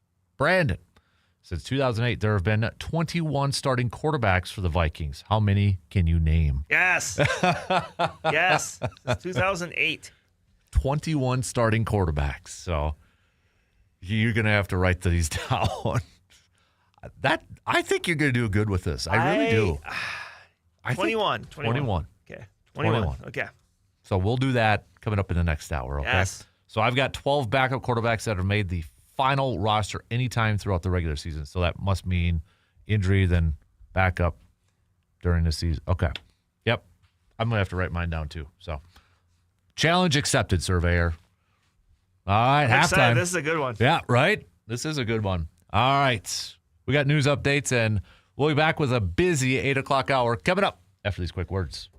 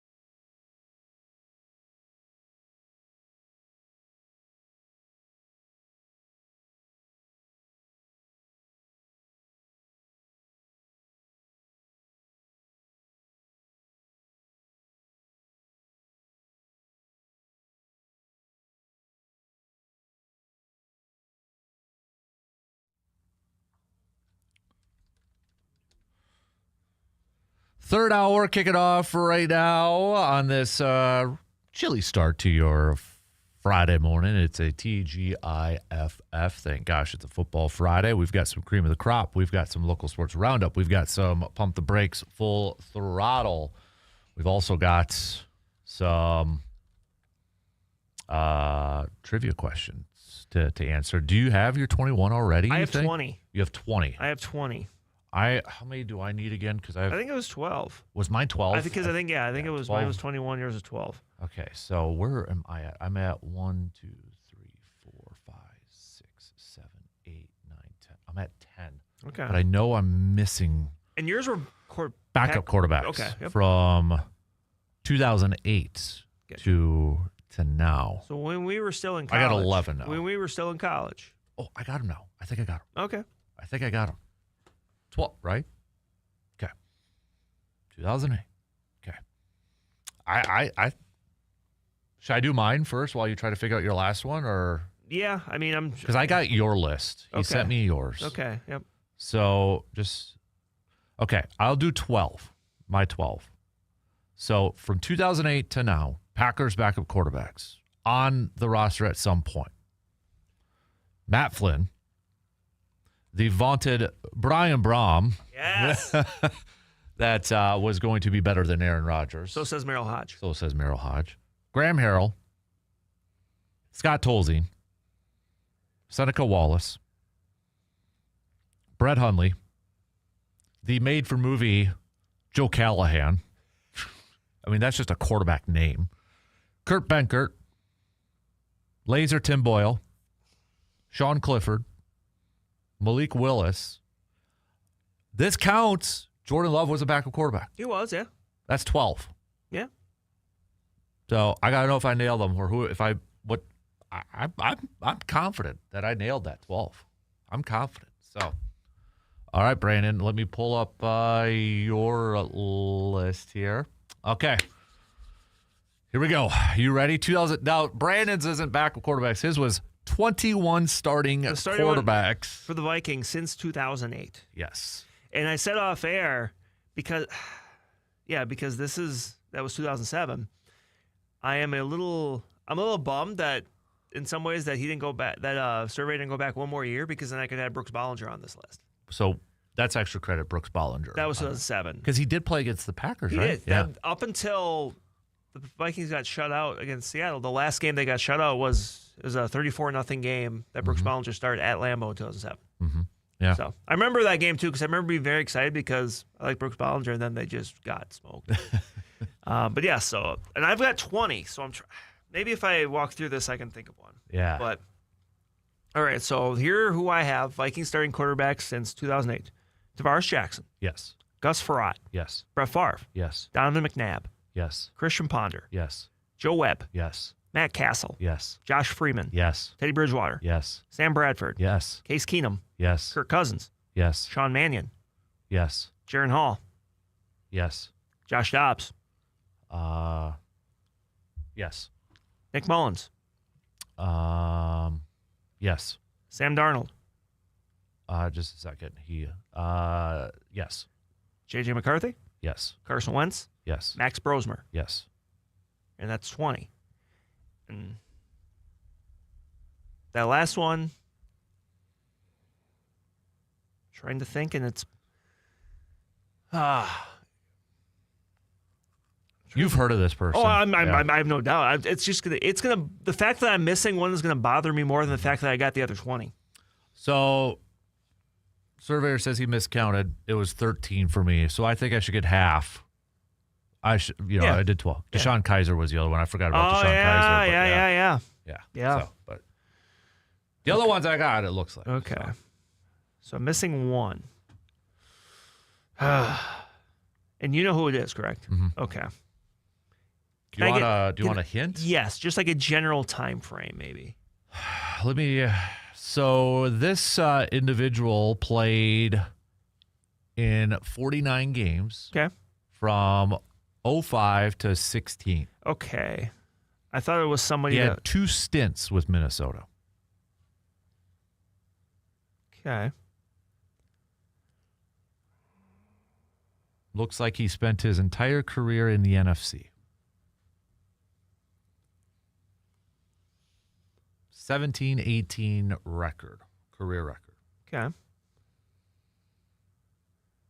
Made one start in 16 for Minnesota. Okay. So 16. Oh, Sean Hill. Yeah. Okay, there Sean you Hill. go. Yep. Yeah, when you said that, because he started the first game, because that's when they traded for St. Bradford. Yep. Okay. Yep. I should have known that too. He started the opener against Tennessee. Mm-hmm. So nice work. You were actually going like in order that Surveyor had to, so it was easy for me. Well, no, and that's why I was rattling him off, because I'm just Yeah. like, okay, 2008, that was the year Tavares Jackson started. Gus Frerotte came in relief after a while. Then Jackson got the job back. Obviously, Favre was 09 into 10. Then Jackson started. Then he went to McNabb. I mean, yeah, it was pretty well in order. Yeah.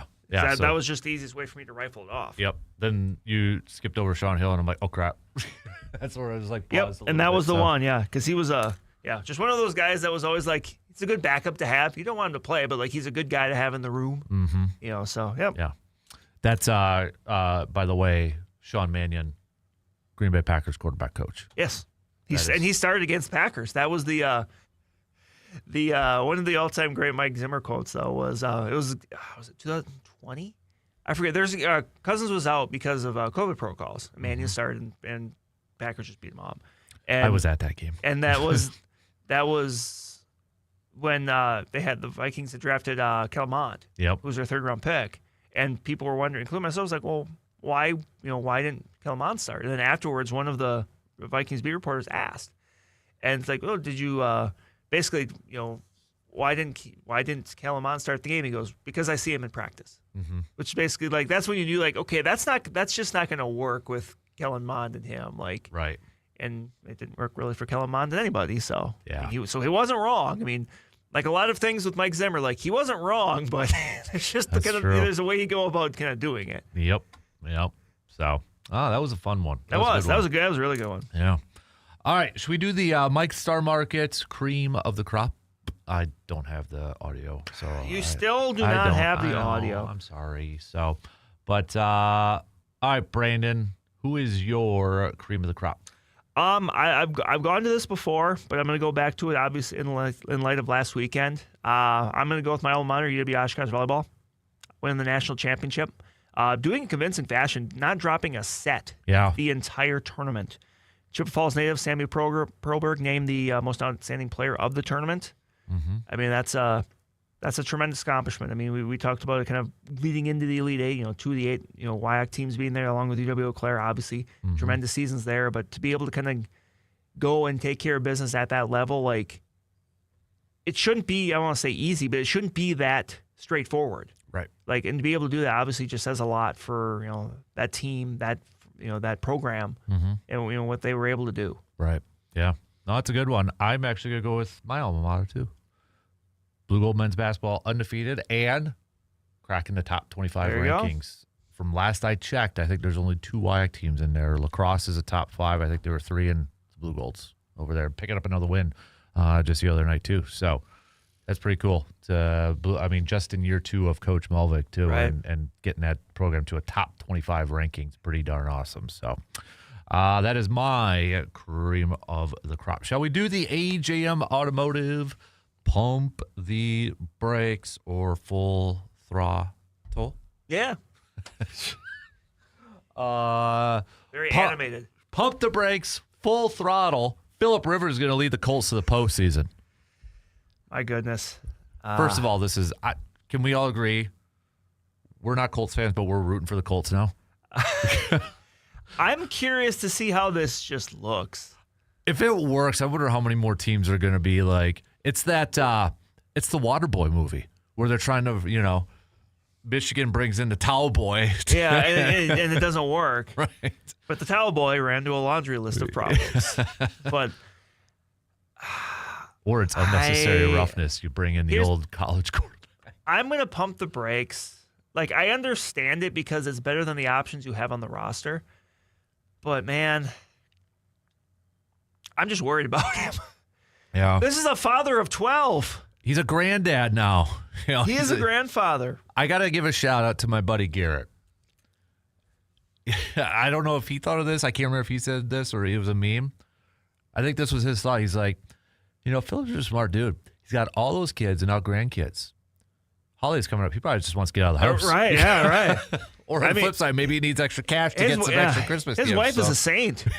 Right. Like, my goodness, putting up with that. But yeah, I mean, like, I get it. It's better. It's a better option than whoever you had kind of hanging around. I mean, they've got Brett Rippett on the roster, who was with the Vikings in the offseason. I mean, that's Phillip Rivers, even at 44, is still a better option. But I'm sorry, Cam Newton, you could be upset.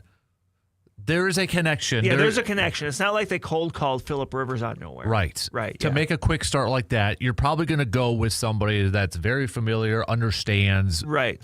You're not going to just like, hey, Cam, can you play and start this week in like 2 days? Right. So don't play that card. Yeah. Right. No, I would agree. But I'm going to pump the brakes. I mean, plus the first start being Seattle. Their 4 games are brutal, dude. Like,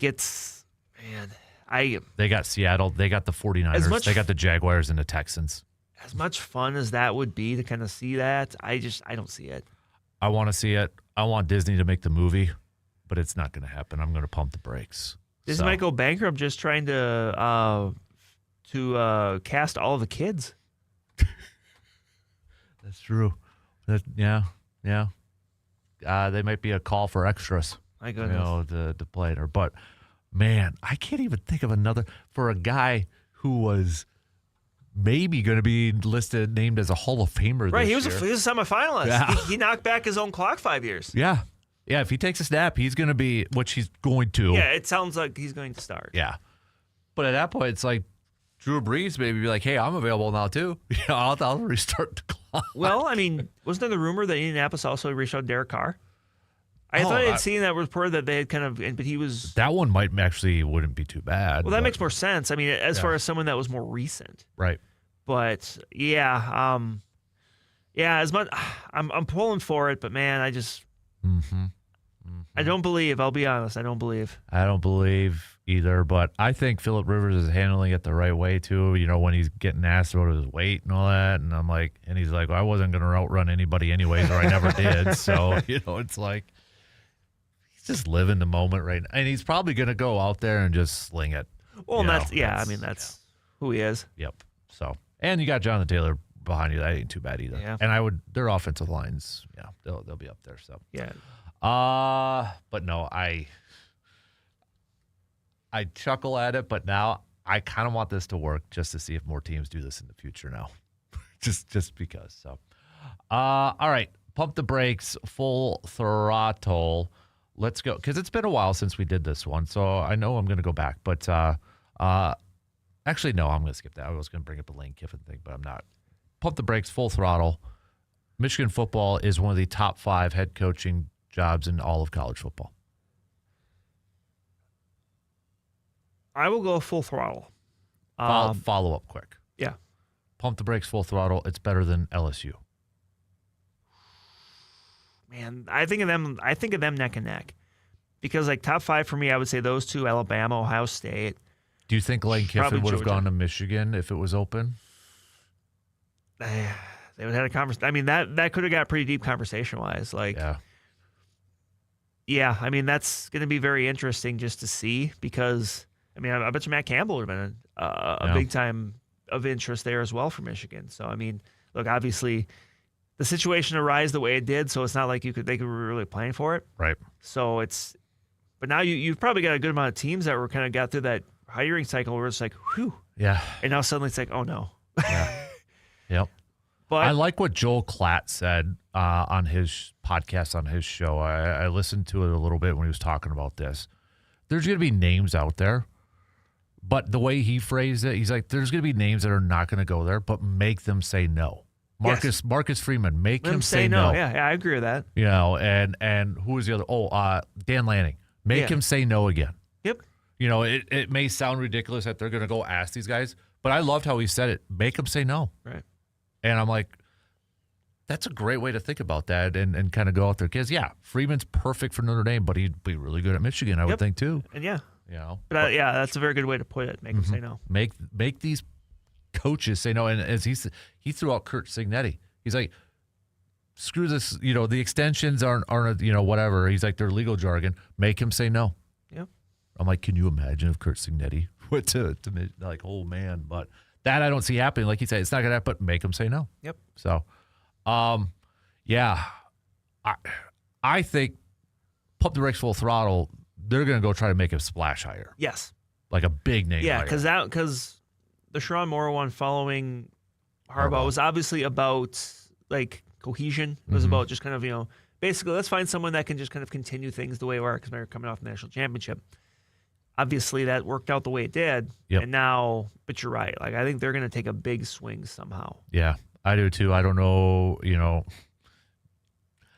John Gruden be that? I'm trying to think of some guys. And you and I have had the Gruden conversation. It's just like I get it because of the presence, but like we've talked about, just like strictly on a football thing, I'm just like, I mean, look, he knows football. I'm not gonna say he doesn't, but like if I'm looking at like his success, we've had this conversation before. It's like you have to go back a long ways to see like a long or track record of success. Yeah. Like maybe who knows? Maybe just with his personality and where he is right now, he's a much better fit in the college game. That's what I wanted because I could see that, but still, I'm just like, I don't think a team's going to hire him back in the NFL. I don't think so. And if he just wants to coach and he wants to be, it might have to be at that college level. It might be. And if I guess if that's going to be that, well then maybe. It ain't going to be Saban. I think Saban's good. I think he's done. Yeah. Like I don't. He's done. So, I'm curious to see how this goes. Yeah. I really am. And I think, not only because it's Michigan, but considering the aura that's around it right now, I think they go after a name. Right. And I don't know with the landscape of where college sports is right now, Brandon, where years ago it could be, hey, that hot NFL coordinator, can they make the jump? Like, go way back, Charlie Weiss or even Harbaugh again, going from the NFL game to. With everything that's changed in college sport, I don't know if there is. No, you have to have I think you have to be a certain type of person to be able to flourish in college football now. It's not the days of just kind of the hard-nosed ball coach. Right. Kind of ruling with iron fist. Like I don't see that happening. No, I agree. One name I haven't seen out there that I'm kind of curious. I just want to make sure that last I heard, I think, not Jimmy Leonard. I don't know if that name would be kind of floated out there. I don't think that would be honestly high enough profile. What about he's with Detroit right now? David Shaw, former Stanford coach. Coach Stan, yeah, had success at Stanford. Honestly, the name I thought of, I just don't know how much of a fit it would be with Chip Kelly. Yeah, but I don't know how much of a Michigan fit that is. Yeah, I don't know. I thought of his name too, and I mean he was just at Ohio State last year as offensive coordinator, right? Right. So maybe. Yeah. I don't know. Yeah, I am really curious to see how this is going to play out, though, for sure. Hey, by the way, 9:00 hour, do we want to do our bowl picks? Yes. Okay. Want to do our bowl picks? If you want the link, I've mentioned it before, but if you want the link for Brandon's bowl pick'em challenge, hit me up with a text and I'll send it to you. Yeah. So I did post it up on our Facebooks and such a few days ago, but if you want to partake in it, I'll send you the link for that. And there is no what? Confidence points? There's no confidence points because I'm not going to get into that. Because it's cheating. Oh, man. But, yeah, that's starting up here too soon here. Pump the brakes, full throttle.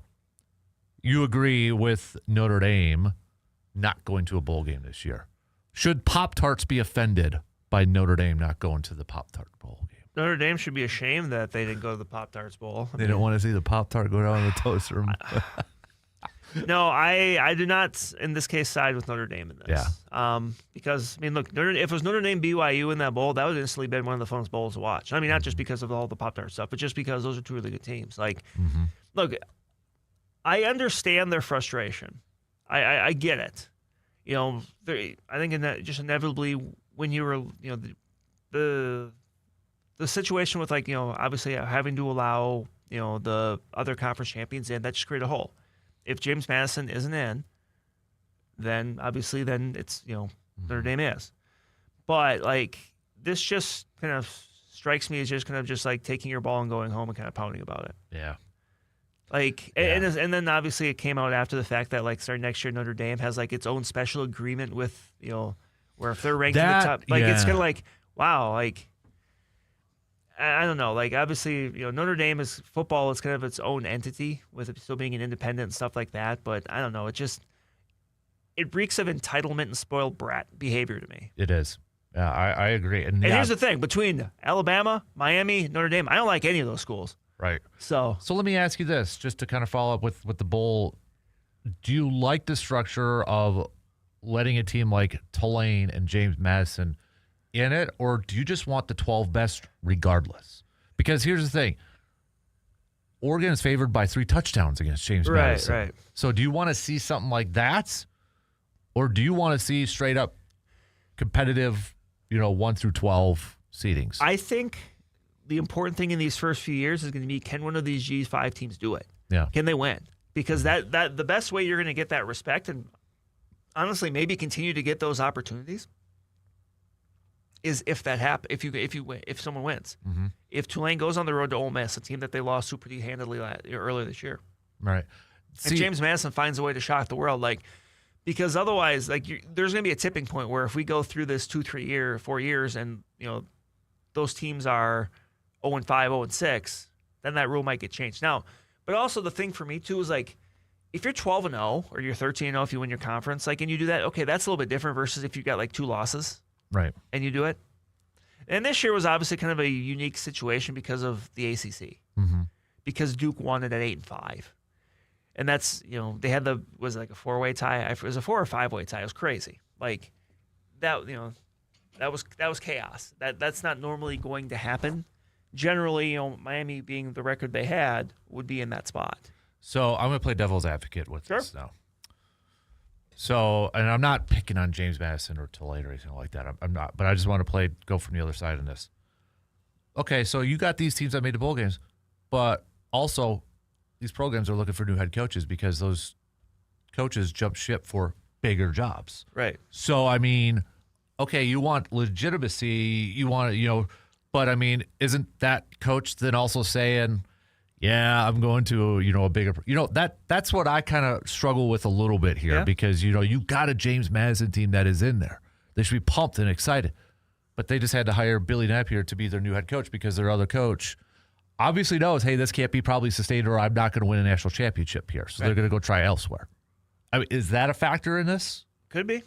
Because and then that kind of leads into the bigger question of just the schedule for college football and how it leads to things like this, where we've got the situations like the Lane Kiffin situation where he can't coach his team or he won't coach his team, whatever, in the bowl game because he's taking a different job. Because, well, what if we, can you change the schedule?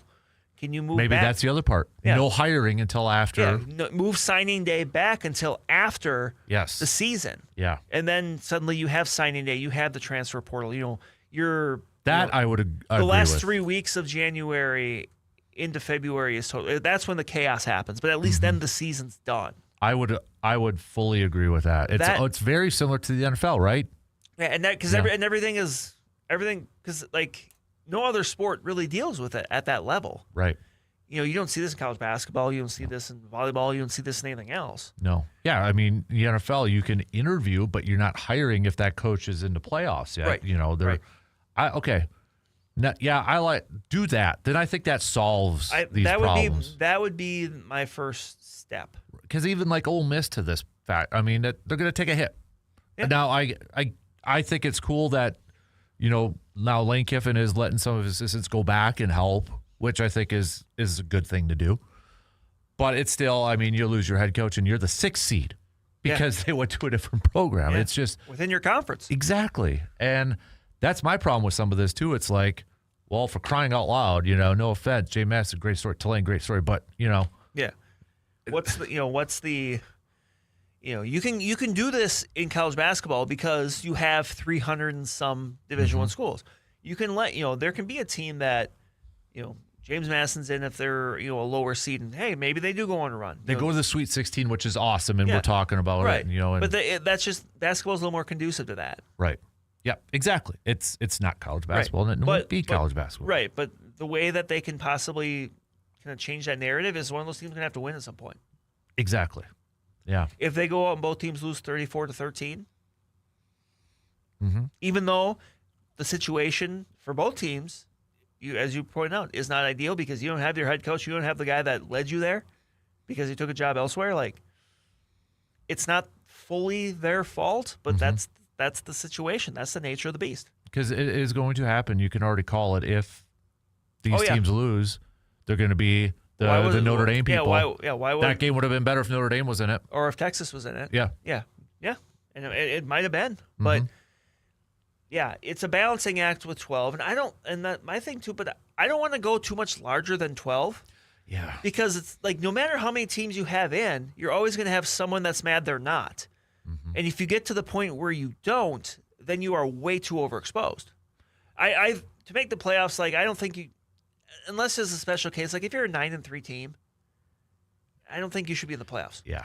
Like if you're a team that under the old format would have been playing in the Outback Bowl, I don't think you should be in. Like you should have had to been like a legitimate BCS contender, so to speak. Right. Like 10-2, 11-2, 10-3, I guess even. But like double-digit wins to me is a barometer of like if you didn't win double digits, it's hard for me to believe you can win a national championship. Yep. I would agree with that. There was something else I was just going to ask about this, but then I forgot. I know we got to take a quick break, so we'll do that, and if I think of it, I'll bring it back up here. All right. We'll be right back in just a couple minutes.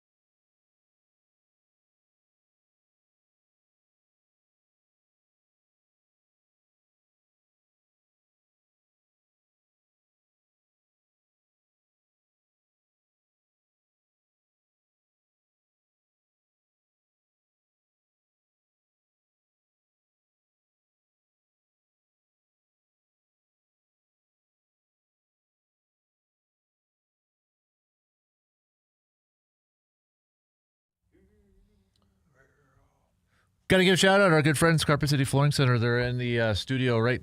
Brandon and I could see them through the window over there, redoing some of the carpet in the old Wisdom studio, which is now kind of our control center studio over there, too. So they've been doing a lot of work in our studios. Wax, Wisdom, obviously the new Sports Talk one. So if you need the updating in your flooring, whether it's for your home or obviously your office, hit up our good friends, Carpet City Flooring Center in Eau Claire. Yes. So if that's the Wisdom Studio, can this be called the Way Studio?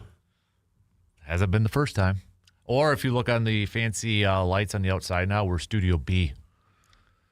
Studio Did B. you ever notice that? I did. Okay, yeah. Yeah, because I'd seen, I think Wax has got, Studio A. Yeah. We're B. No. So that means we're second. Which, okay, that means Wisdom's third. So,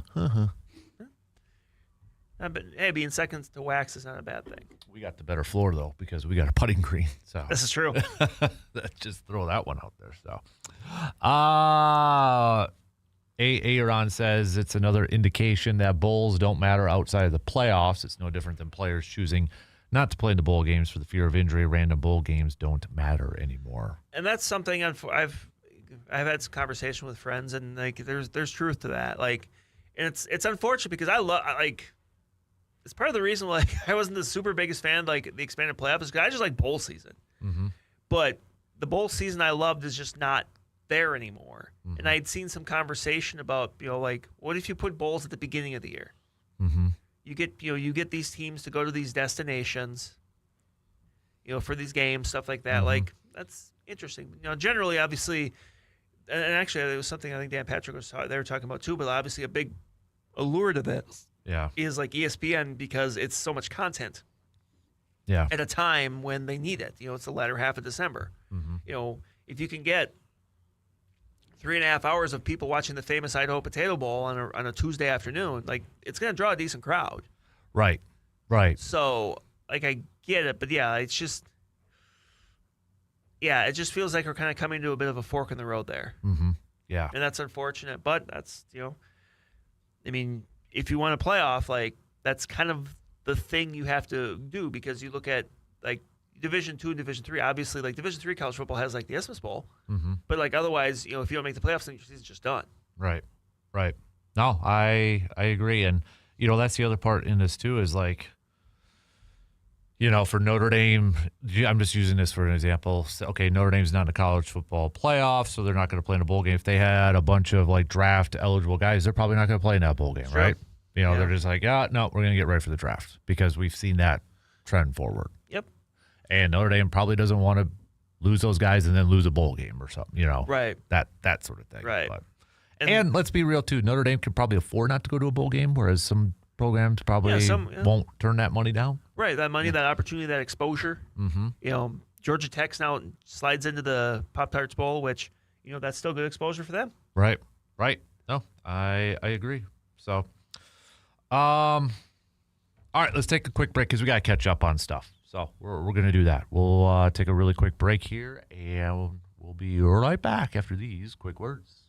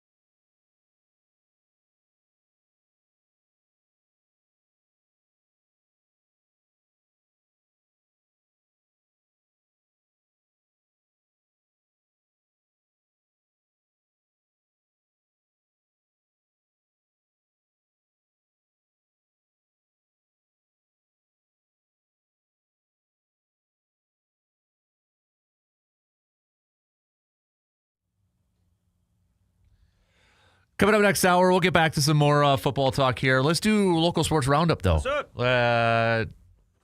Just that we do have to take one more break to play catch up here, but I think this is probably a good time to do some local sports roundup. Let me just bring this up so we can record it. Local sports roundup brought to you by Carpet City Flooring Center in Eau Claire.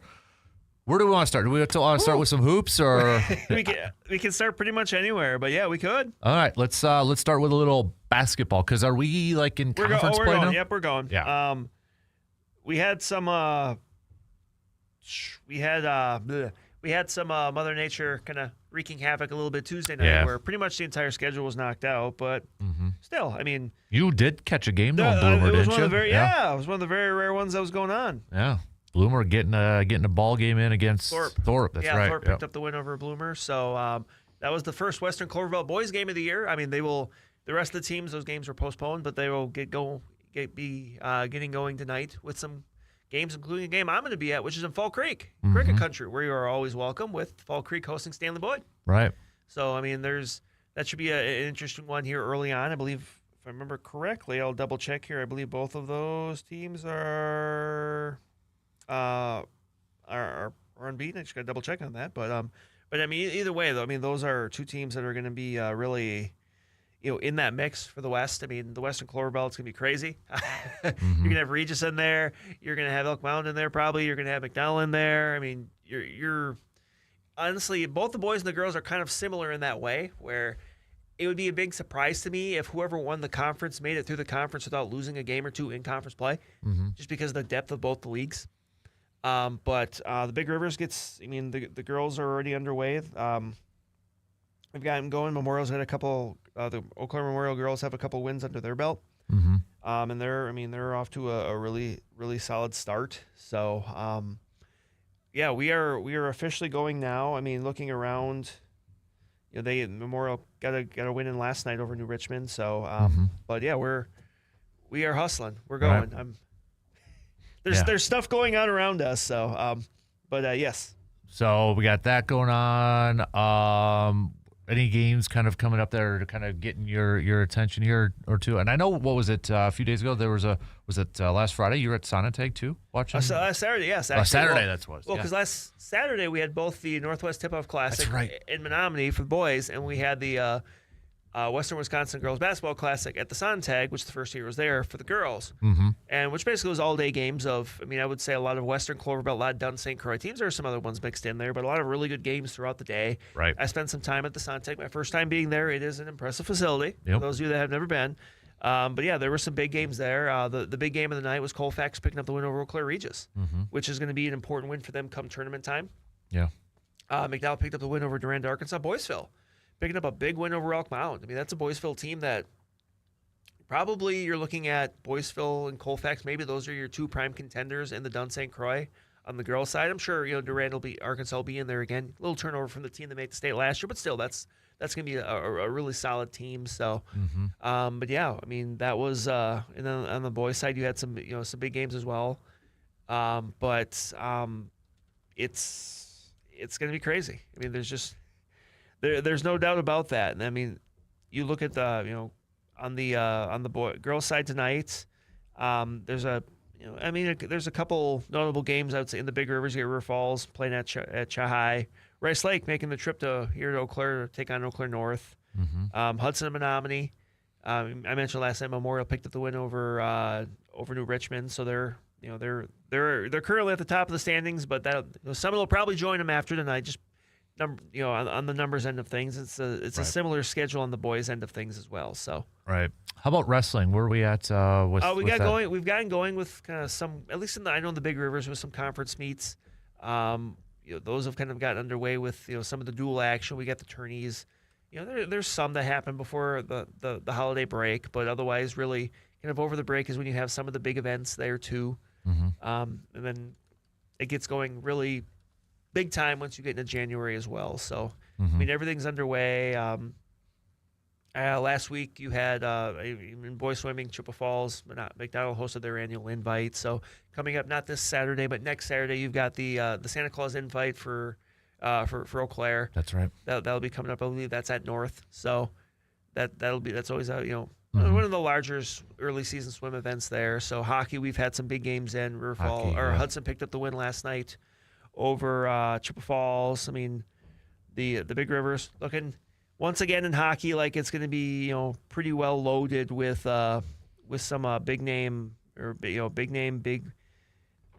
talent schools. So I mean there's a lot going on, but right now, going back to last night's games, I mentioned that Eau Claire Memorial picking up the win over River Falls at Hobbs. I mean those are two teams that are, along with Chippewa Falls, I would say, that are really in the mix. But kind of you got Hudson right now at the top of the pack with Eau Claire Memorial. Eau Claire Memorial last week did pick up the win over Chippewa as well. So both those teams are 3-0.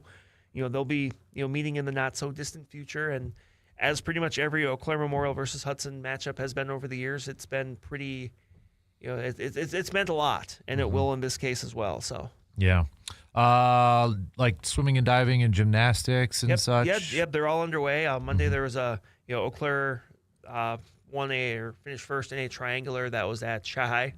Chippewa Falls McDonald, they're the defending Division I state champions. A little bit of turnover from that team last year, though, but still, that's a team that's going to have some high expectations. But yeah, Eau Claire picked up finished first in that. So tomorrow you've got the Snowflake Invitational, which is the Chippewa Falls McDonald annual home invite. Usually it's that second week-ish of December. So there'll be a lot of local teams there. So I'm sure a lot of gymnastics fans, if you're a fan of Chippewa Falls McDonald or Eau Claire or Bloomer, Colfax, Cadott will be there. So there'll be a fair amount of local teams that'll be there if you're looking to, hopefully you won't have too far of a drive tomorrow. Mother Nature cooperates, and you can just kind of have a quick down and back and watch some really good gymnastics. Right. Blue Gold wise, it's going to be a big weekend in terms of hockey. Women's hockey is going to be taking on number 3rd ranked Augsburg University this weekend. You've got men's hockey tonight going to be taking on Stevens Point, and then they're going to be home against Stevens Point. So you got home and away for both the hockey programs. Women's basketball is going to be taking on Gustavus Adolphus, and men's basketball, looking to remain undefeated, they're going to be taking on University of Wisconsin Superior. But the women's team off to a fantastic start so far this season, too. Just one loss. On the stout side of things, we've got men's hockey in action. They're going to be going up against River Falls. And then basketball for the weekend. For stout basketball, they're going to be playing an exhibition game against Michigan Tech. And then women's basketball is going to be taking on Augsburg University. So it's kind of where some of our local colleges are. All right. That's your local sports roundup, brought to you by Carpet City Flooring Center. We'll take a quick break, and we'll wrap up the 3rd hour coming up after these quick words.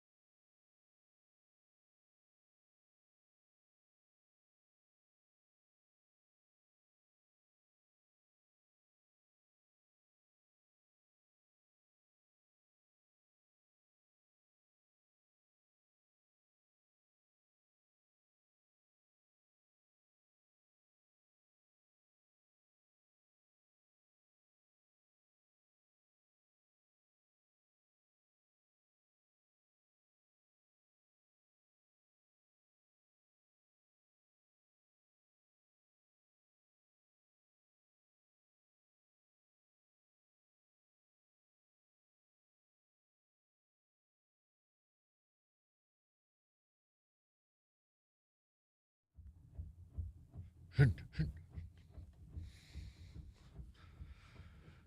right, coming up next hour, we're going to get back to some football talk here. We'll do bowl picks. If you want that link to enter Brandon's Bowl Pick'em Challenge, hit me up with a text, and I will text you back the link for that. So, we'll do that. Join. Dan, have you joined? Not yet. Are you going to? I will. I'll join as we are doing the picks. How about that? There we go. I'll do it that way. So we'll do that, and then we'll get back to some NFL games as the Falcons really, they might have just screwed the Tampa Bay Buccaneers season over with. And here come my Carolina Panthers. I was thinking about you. I'm like, oh, man, he's going to. But, yeah, like, and that's just such the ebbs and the flows of the season because not that long ago, it was like, wow, Tampa Bay. Legit, like, yeah, they're like going into that Monday night game in Detroit, it was like, ooh, they're legit. Like, and then they get Mike Evans back, and obviously he had a good first game back, but like, man, yep, it's just no, it's serious question. If Tampa Bay continues to scuffle, Todd Bowles is he out? I think so. I think he is. I mean, He looked like a guy that was in trouble last night in his presser. I would agree. I mean, he seems like a very calm, but when he's dropping some language and essentially putting the blame on the players too. Yeah. I mean, he's like, there was a line where he said, coaches at this point can only do so much. It's a player-driven league and it's a player-driven team. And it's like, ooh, okay. Yeah. I think the pressure's there. Yep. And you look at it, though, too, I think part of it, I mean, didn't the last two offensive coordinators for Tampa Bay leave to take head coaching jobs? Yeah. Which is Dave Canales, who's in Carolina now, yep, and Liam Cohen, yeah, who's in Jacksonville. Right. And both of them are doing well. Exactly. So, and I think that's probably part of it. Yeah, like, and that's, it's the brain drain. Eventually, if you're a prolonged, strong program, team, whatever, you're going to have people that are picking at you, and eventually, you're going to have moments like this. Right. So, and that's where, I think the teams, too, when you get to it with, when you talk about like a team like the Giants and the Titans who are going to be looking for head coaches, because we were talking about the other day with Jeff Hafley being a potential favorite for the Giants one. I think that's the balance that you have to have with your head coach is like, if you got a young quarterback, do you want that head coach that's offensive minded because they're going to stay with that quarterback? Yep.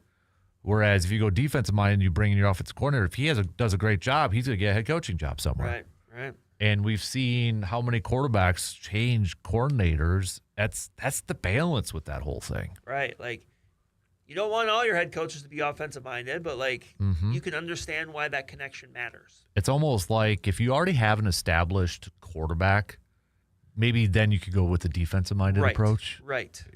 But not everybody's Tom Brady where he could switch offensive coordinators every couple of years and few years and just still go out there and perform at a high level, or Josh McDaniels coming back for his third run or some, stuff like that. So, but no, that's where maybe that's the silver lining where Hafley will stay because maybe the Giants want an offense, but who knows? So, all right, we'll talk plenty more football coming up in the next hour. So, and then plus more picks. Lots of picks. Yes. Lots of picks. A jillion picks.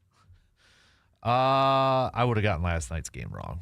I did. Yeah. You would have. Did you not pick it? I stopped making picks because I forgot a week, and I'm like, screw it. I feel like I've done that before too. You have. I have. That's That's why I tried it. Well, because I actually have another thing I do picks for, so that just always reminds me, and I get an email reminder. Yeah. So I'm always like, well, so I'll do the picks, and they're always the same. So I'm just like, well, just gotta remember to do the ones for the station, but I got that wrong. Right. So, all right, shot clock's going to cut us off here in just a few seconds here. So we'll hit that up. We'll start off again. Final call. If you want me to text you that link for Brandon's, the Bowl Pick'em Challenge. Thank you. Yes, Bowl Pick'em Challenge. So I'll text those on over to you here in just Get a little involved. bit. So get involved. I like it. News updates. We'll be back for our final hour.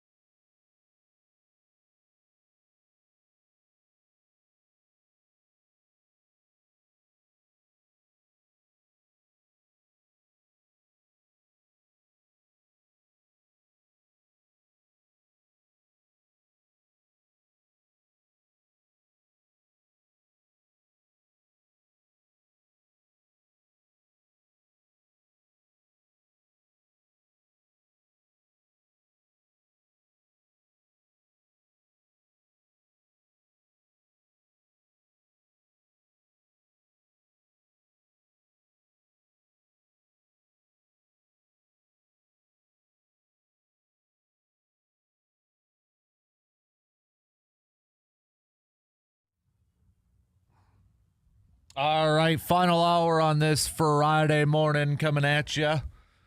We're about to get weird here, too. So we're going to get back to some NFL talk. We got Packers taking on the one-seeded Denver Broncos at the playoffs started today. Your Vikings got Cowboys, right? Yeah. Vikings, Cowboys. In a week with a lot of really good games, that's Sunday night. Yeah, it is. It didn't get flexed out. It did not. I mean, obviously, the allure there is Dallas in primetime. Right.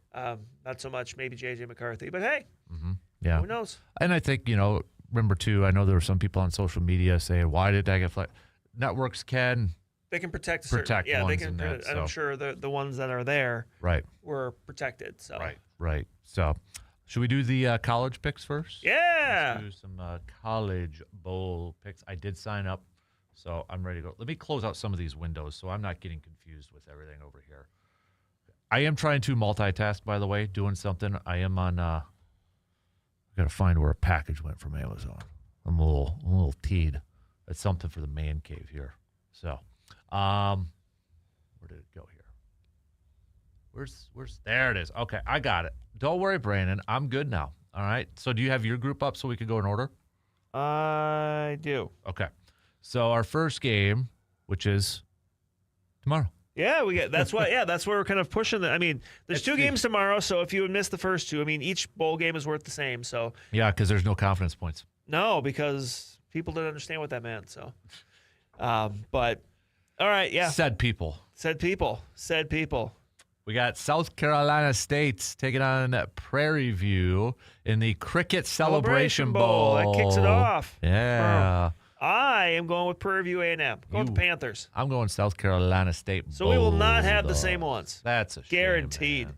That's a shame. So how about the Bucked Up LA Bowl? The last LA Bowl. That's right. It is ceasing to be after this year. Yep. Who are you going with? Boise State or Washington? I'm going Boise State because Washington lost to Wisconsin. I am going to go Washington State. Or Washington, excuse me. Washington, not Washington State. I'm going to go Washington. So let's go Troy Trojans versus the Jacksonville State Gamecocks in the IS4S Salute to Veterans Bowl. This is Tuesday night. Yep. I am going with the Jacksonville State Gamecocks. I'm going to go with Troy. I'm going to go like all opposite of you, I think, probably at this point. Not all of them. We'll find some. We'll find some. So, Old Dominion Monarchs taking on the South Florida Bulls. How many Bulls are actually in Florida? Well, like Bulls that I think of. Yeah. I'm going to go South Florida, though. Me too, dude. The Staff DNA Cure Bowl. Yeah. The 68 Ventures Bowl. The Ragin' Cajuns of Louisiana taking on the Delaware Blue Hens. Blue Hens. Is there such thing as a blue hen? Yeah. There's at least one. Blue chicken? It's not fancy, though. It's not fancy. It's not the Chanticleer. No, I am going to go with the Ragin' Cajuns. I'm going with Ragin' Cajuns just because I like saying Ragin' Cajuns. I like good Cajun Was food, there too. Do you remember the year we did this where you actually found like the notable alumni? Yeah. Yep, I did. I'm not doing that this year. Unless there if I can think of any offhand, I'll do it. Okay. Sounds good. So I think I got to double check on this next one. Did he go? He did. Okay. So I got one for the next one. I've got one too. All right, Brandon. Okay. Myrtle Beach Bowl, which is a week from today. Yep. I think it's an early afternoon game too. Kennesaw State Owls, Western Michigan Broncos. Yep. I am going with Kennesaw State. And their notable alumni, pro wrestler Braun Breaker. Nice. Who played football there. Western Michigan, the alumni that I was going with, I'm not picking Western Michigan, by the way. I'm going Kennesaw State, was Greg Jennings. That's what I was thinking too, yeah. So, yep. We got the Memphis Tigers. He did not play there, but he coaches there, Penny Hardaway for the basketball team. There you go. NC State Wolfpack, a whole pack of Badgers. I am going to go with Memphis in this one, even with the coach departing. I'm going with Memphis just because of the Penny Hardaway effect. There you go. go. That's the only reason I got that. But the first round of the college football playoff, we've got Alabama and Oklahoma. This is next Friday. Yeah. So there's one Friday night game, and this is it. I'm going to Oklahoma.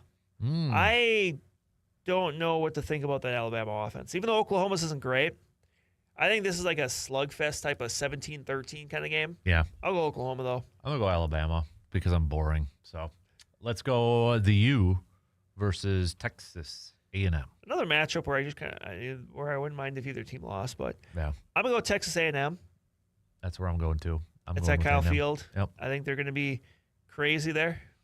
We've got Tulane versus Ole Miss in a game of who's coaching. Yeah, who's coaches anyway? But I am gonna go with Ole Miss in this one. Yeah, I'm gonna go Ole Miss too. I just think they're too talented, even without their head coach. So, let's go James Madison versus Oregon.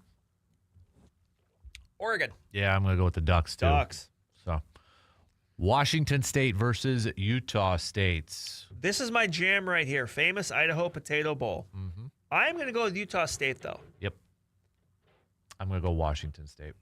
So I thought you were gonna go Washington State. That's why I was ready to say they yep. lost their So, coach. yeah. I don't know. Their still coach going departed to Washington Iowa State. I don't know. I'm gonna go Utah. Give me the State. Cougars. Cougars over Aggies any day of the week. Why do you hate Jordan Love? That is true. Notable Utah yeah. State alum. That is true. We got in the Boca Raton Bowl. The Bushes. Boca Raton Bowl. Toledo versus Louisville. Sadly, there will be no bucket of baked beans dumped on anyone's head after this one. I'm going to go with Louisville, though. Yeah. I'm going to go Louisville. I'm going Louisville too. Louisville. Western Kentucky Hilltoppers versus the University of Brett Favre. I was going to say, I can't think of any notable alumni from Southern Mississippi. Right.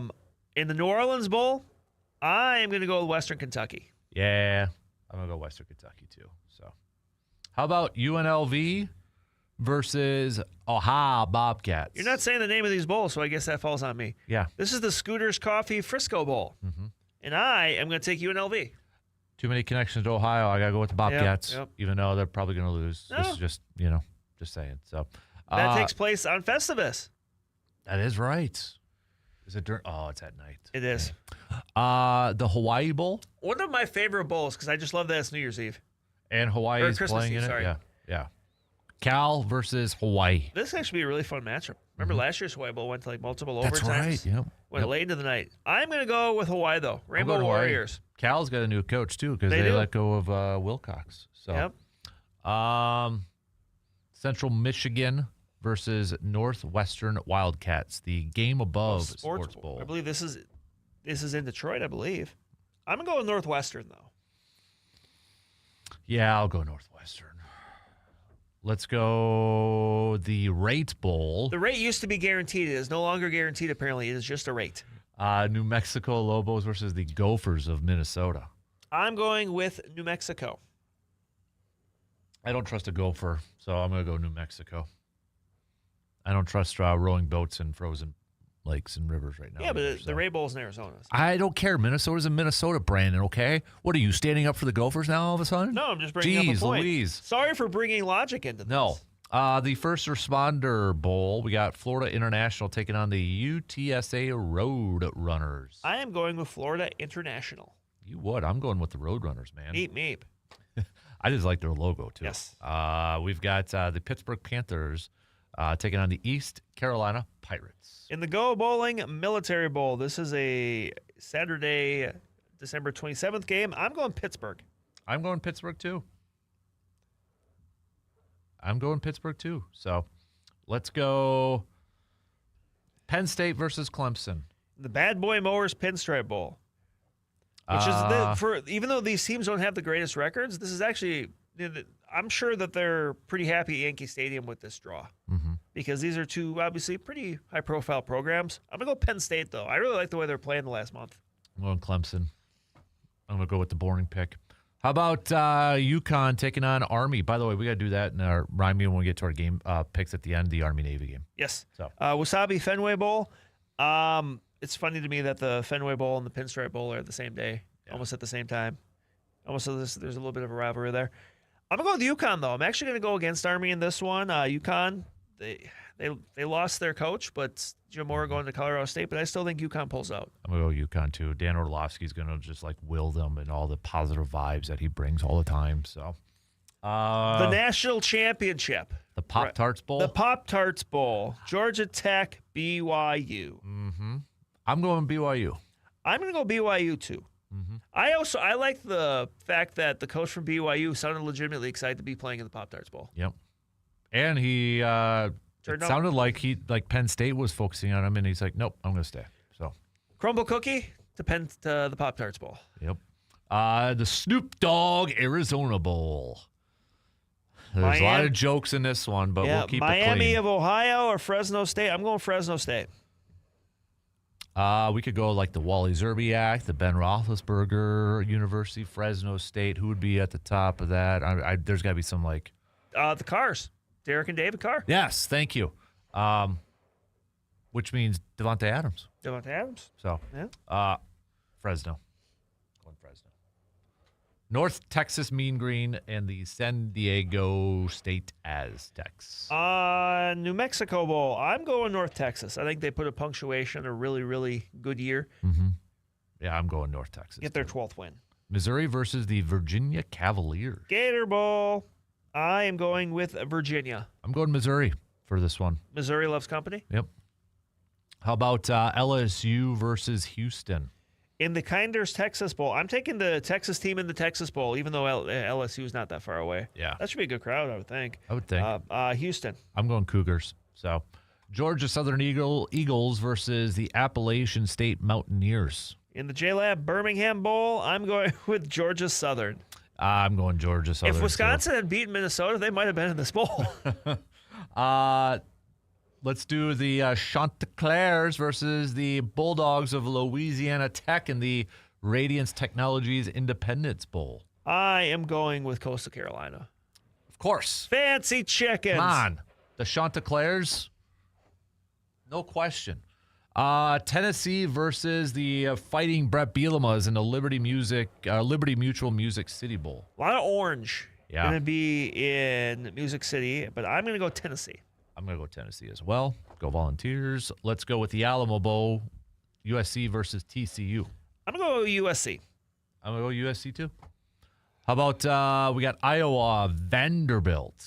In the ReliaQuest Bowl, I like this better when it was the Outback Bowl. Mm-hmm. Never forget. I'm going to go Vanderbilt, though. I think too much Diego Pavi in this one. Yeah, I'm going to go Vanderbilt too. How about Arizona State taking on Duke? In the Tony the Tiger Sun Bowl, who gets dumped on with Frosted Flakes? I'm going to say it's Duke and Coach Manny Diaz. I mean, you would think Arizona... You would think that Arizona State Sun Devils in the Sun Bowl, but I'm going to go Duke. Let's go Michigan, Texas in the Citrus Bowl, the Cheez-It Citrus Bowl. I'm going Texas. I'm just not sure about Michigan right now and everything going on around that program. Like, if they can focus, good on those kids, but I'm going to take Texas, who's playing pretty well down the stretch. Yeah, yep. Let's go Nebraska and the Utah Utes. The Michael Doliak University. Yes, the SRS Distribution Las Vegas Bowl. I am going to go with the Fighting Kyle Willinghams. Yep. For Willinghams, yes. Yep. All right, so in the college football playoff then, you would have Miami taking on Ohio State. I picked Texas. Or, yeah, we both picked Texas taking on Ohio State. I'm sorry. Yep. Texas A&M or Ohio State. I'm going to go Ohio State. Yeah, I'm going Ohio State. So I wish they would have updated it. Yeah, it's confusing when we're looking at the list. They don't have who you picked around before, so you got to remember, and it gets tougher the farther you go. Yep, memory stinks. We both had Oregon and Texas Tech, so I'm gonna go Oregon over Texas Tech, even though I think that Texas Tech team is really good. I need to have a little spice. As a kid, I used to have a Texas Tech hat. Why did I used to have a Texas Tech hat? I don't even know where I got it, to be honest with you. But it was around the time that Bobby Knight was coaching Texas Tech, and he had that reality show when he was coaching it. I just became a fan. Again, I don't know where I got that thing. For Kmart? No, I might have gotten it at Shields. I don't know, but I'm going to go Texas Tech. We got you got Oklahoma. I got Alabama taking on the Hoosiers of Indiana. Indiana in the Rose Bowl. Go back 2 years and say that. Yeah. But I'm going to go Indiana. Why not? Indiana, man. Windiana. Yep. Google it. We got we both picked Ole Miss, right? Yep. So they're going up against Georgia. In the Sugar Bowl? Yep. I'm going to go Georgia. Yep, I got Georgia. I would really like to see Ole Miss just make a run, though. That would be a lot of fun, yeah. And don't give Kiffin a ring if they win it all. That would be good. Let's go the Rice Owls. I was almost going to say Rice Bowls. Rice Owls versus the Texas State One letter off. Bobcats. Yeah. In the Lockheed Martin Armed Forces Bowl, I am going Texas State. Yep. Bobcats. Texas State Bobcats. Let's go Navy Midshipmen versus the Cincinnati Bearcats. AutoZone Liberty Bowl, I will go Navy. Navy. I love the name. Wake Forest Demon Deacons versus Mississippi State Bulldogs. I'm going to go The Mayo in Bowl. the Duke's Mayo Bowl. Wake Forest Demon Deacons. I'm going Wake Forest. The Trust and Will Holiday Bowl. I had to look into this. Arizona and SMU in the same con. For some reason, no. SMU is not in the Big 12. They're in the ACC. That's why I was looking at this before. I'm like, aren't they in the same conference? But no, they should be. Yeah. But they're not. I'm going to go Arizona. I am going to Arizona as well. Now, this Yeah, is you're really going to have to hard scroll now. back. So this would be the winner of the Sugar Bowl and the winner of the Cotton Bowl. That is the Fiesta Bowl. yeah. I gotta scroll. So up for- here. I'll just So say- you go first. Yeah. So for me, Cotton and Sugar Bowl winners will be Ohio State Okay. and Georgia. Oh, I would have the same one. So I'm actually going to take Georgia. yeah. So I am gonna go Ohio State though. So they were in the Ohio State's the Cotton Bowl, right? Yes. Yes. Okay. Right. So And then our other one would update this. It's not that I hard. I know. Technology. You and your groups, I swear, if it's not confidence points, it's this thing now. It's my fault ESPN has faulty software. But then the other one would be the Orange Bowl and the Rose Bowl, which would be, in my case, Oregon and Indiana. Well, that's what I got too. I am going to go Indiana. I'm going to go Indiana in the Rose Bowl. Yep. Or, you know what I mean? Yeah. Because I'm picking, it says here Rose Bowl, winner of Rose Bowl. So, which means, or no, we're not there. Yeah, national championship. Yeah. So I would have Ohio State, Indiana in a rematch. And I would have Indiana and Georgia. Yep. And I'm going to go Georgia, actually. I am going to go, I hate to say this, but I am going to go with Ohio State in the rematch against Indiana. So Ohio State's back to back. So that's really kind of confusing. It is. do that it a little is, bit, It so. is. It is. How many points are we doing that? I'll just go. I said 61. It was pretty low scoring between Indiana and Ohio State the first time, so I'm going to go 40. There. Signed, sealed, delivered, man. It's yours. There you go. All right, let's take a quick break, regroup, and we'll talk some pro football coming up after these quick words.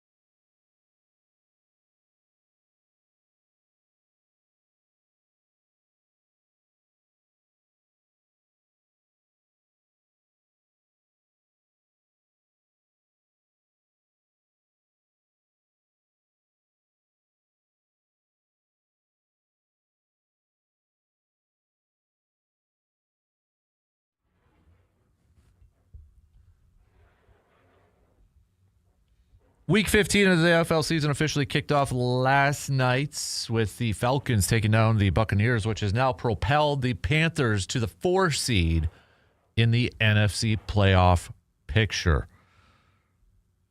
We just got 4 more games left to go unless you are the Falcons or Buccaneers and you just have 3 left to go here. But you look at some of these games this weekend, Brandon. I mean, Bills at Patriots. Patriots win. They win the division and clinch a playoff spot, obviously.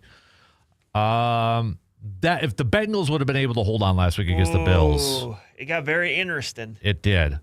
From the Bills aspect, but also the Bengals aspect to potentially maybe – because if Cincinnati would have held on, I don't know any team that would want to play the Bengals right now. Yeah, they wouldn't be the best team. Right. But they would be the team with that offense that you would just say absolutely not. Yep. But even so, Ravens at Cincinnati is a big one just for the Ravens' playoffs hopes. Chargers at the Chiefs, maybe giving the kill shot to the Chiefs. Can they do it? You've got the Colts one now. I mean, obviously with the Phillip Rivers one, so it adds a little bit more intrigue to it. Colts need it big time to get back into it. You've got obviously the Seahawks in a battle with the Rams for not only a division but potentially a top spot in the NFC. And then you got obviously Green Bay, Denver. That Carolina Saints one's gotten a little bit more intriguing. Detroit at the Rams, big one as well. So, and heck, Dolphins not out of it yet either. Now they're going to go visit Pittsburgh. They have rallied a little bit. Yes. Yeah. So, and also the Vikings and Cowboys are playing. Which game intrigues you the most this weekend besides, of course, that one? I would probably there's a lot. I'm gonna say Indianapolis, Seattle. Maybe Really? just for the Philly, maybe for the Phillip Rivers factor. I don't know. I'm just kind of morbid curiosity, I guess. Mm-hmm. Yeah. I think for me, outside, I'm not going to count Green Bay in this one because obviously that would be number one for me. Just Yeah. And not just because it's Green Bay, but it actually is. Yeah, there's a lot. There's a lot hanging in the balance there. I think it's between 2 for me. It's that Lions and Rams one. It's not the Jared Goff, Matthew Stafford. That I don't care about that anymore. No, that's past. Yeah. It's Lions need this to get back into a playoff conversation. Rams need it to hold on to division in the 1 seed.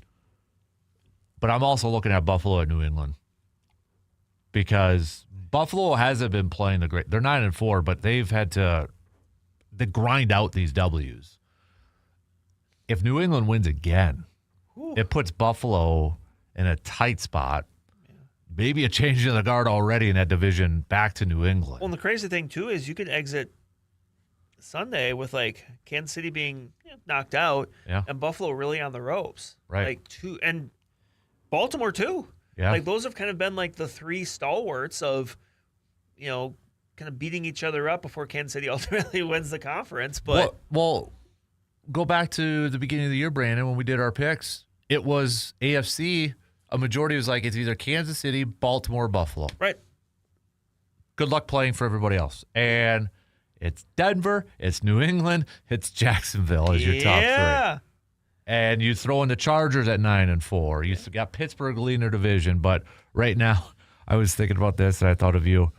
Playoff starts today. We already know that first Saturday game. Chargers at Steelers. Right? I mean, that would probably be it. Chargers at Steelers. What is Jacksonville? Who would they host? They would host Buffalo. Yeah, that would probably be a little more high profile. Houston's in there right now, but at New England, so it's maybe-ish, kind of, but that just screams Chargers, Steelers. The third crew on CBS called that game. So,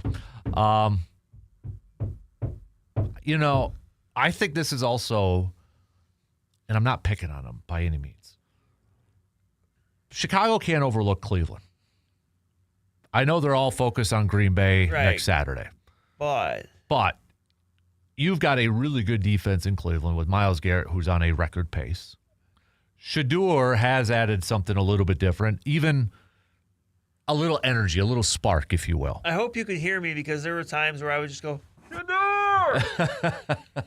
As we yelled dozens and dozens of times at the draft.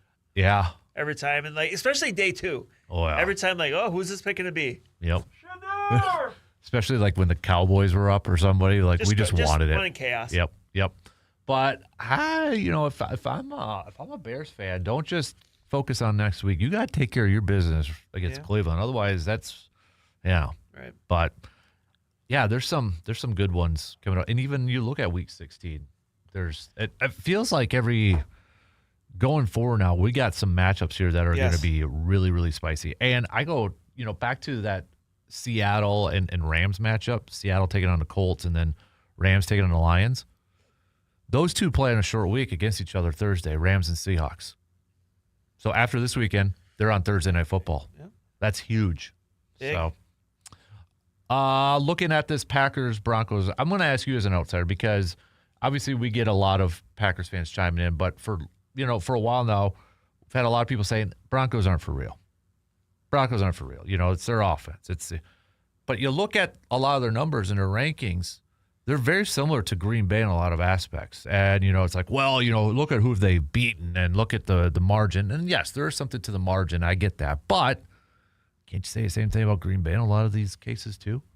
I mean, I don't fault Denver for beating who they've beaten. You got to play who's on your schedule, right? Right. I think the difference probably lies at quarterback where you feel like Jordan Love's a little more dynamic. Bo Nix is, look, he's managing well, and Sean Payton is putting him in a spot where he can manage well.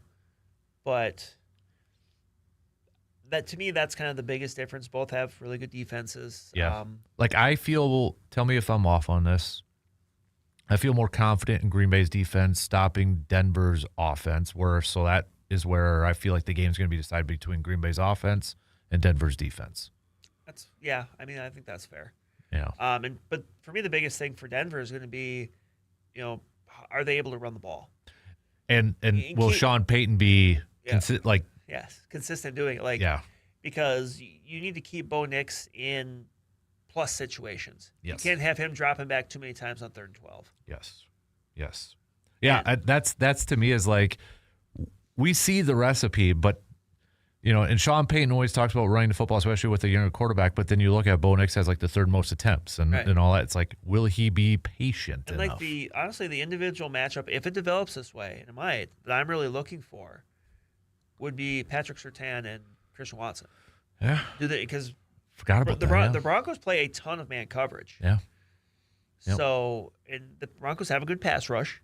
Most sacks in the league. They can get after you. So, they may not have to blitz a lot, but I kind of want to see if, Surtain is one of those rare guys that they will just leave out on an island. Mm-hmm. Just let him, hey, that's your guy. You go cover him. Yeah, that's a good point. That is a great point. And obviously Christian Watson's on a heater right now. Mm-hmm. How does that matchup develop? I was kind of talking about it in the first hour. Like, if Denver's having success where they don't have to bring extra blitzers and Vance Joseph can put those extra guys in the secondary, and you mentioned one of the better corners in the league in Surtain, that's where I feel like a guy like Jaden Reed, a guy that you just get the ball in space with him and get it in his hands and pick up the yaks. That's where I feel like he's going to be such a huge part with this. Right. And now, obviously, it's the second game back, so, maybe some of the, the rust is knocked off a little bit. Maybe this is a game where he kind of, with some attention elsewhere, is able to do some things. Right. So, to me, the wild card in this whole thing is like Sean Payton. I struggle to see him being patient and just running the football. Not like Ben Johnson was in the second half. Right. I can't see it. I don't trust him. So, all right, we got to take a quick break, but we'll have more football talk. Send us your predictions if you'd like. Text us, video stream it, all that good stuff. We'll be back in just a few minutes.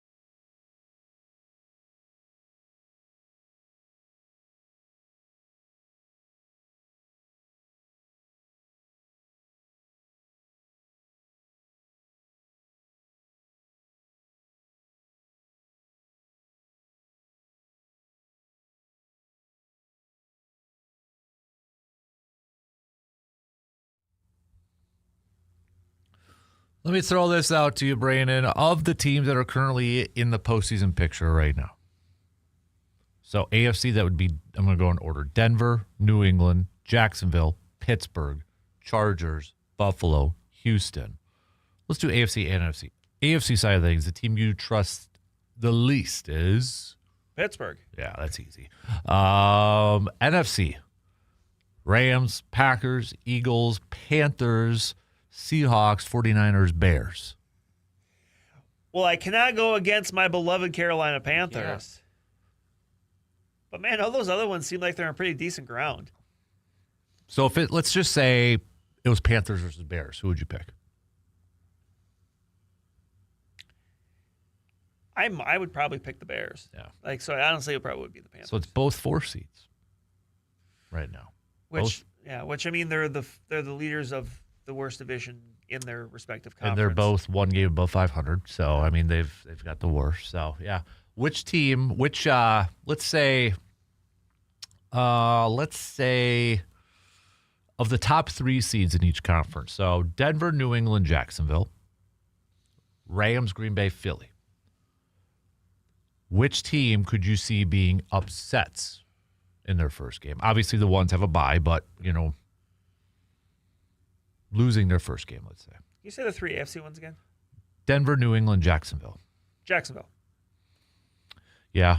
Yeah, I mean, they've been just very up and down. The thing that would, if it currently stands right now, it'd be Houston at New England, and that Houston defense might. Defense travels. Yeah. That'd be, and the way they're playing with a ton of confidence right now. So. And then NFC is Rams, Green Bay, Philly. Philly. I mean, yeah, Philly's got 2023 vibes right now. They do, don't they? Yeah. Yeah. They just seem like they've got the yips. Mm-hmm. You look at, that's the thing too, is like I'm just looking at these. So Seattle would be the 5th seed. They'd have to go to Carolina. You're welcome, Carolina. Chargers would have to go to Pittsburgh. It's like, I think we'd both pick the 5 seed in those games. I don't think, we're Buffalo at Jacksonville. If we were picking that, would you pick Buffalo or would you pick Jacksonville? I think I would pick Buffalo because I'm not sure that Jacksonville defense being able to slow down Josh Allen. And then San Francisco at Philly. I pick San Francisco. Those would be really good 6-3. They would. 6-3 games. Mm-hmm. Yeah. So a lot to be decided yet, though. I'm going to do it on mine. I could do it on yours for you too, but when we do our NFL picks coming up here in just a few minutes, I'm going to put them in the playoff machine and see if they alter the playoff picture at all. Oh, yeah. We're at that point where we can start to monitor that a little bit. Yeah. But you want to do that now? Should we take our final break and just then we can just go right to it. Go right to it because all right, we'll do that. So this will be a really quick break. We'll be right back in just a couple minutes.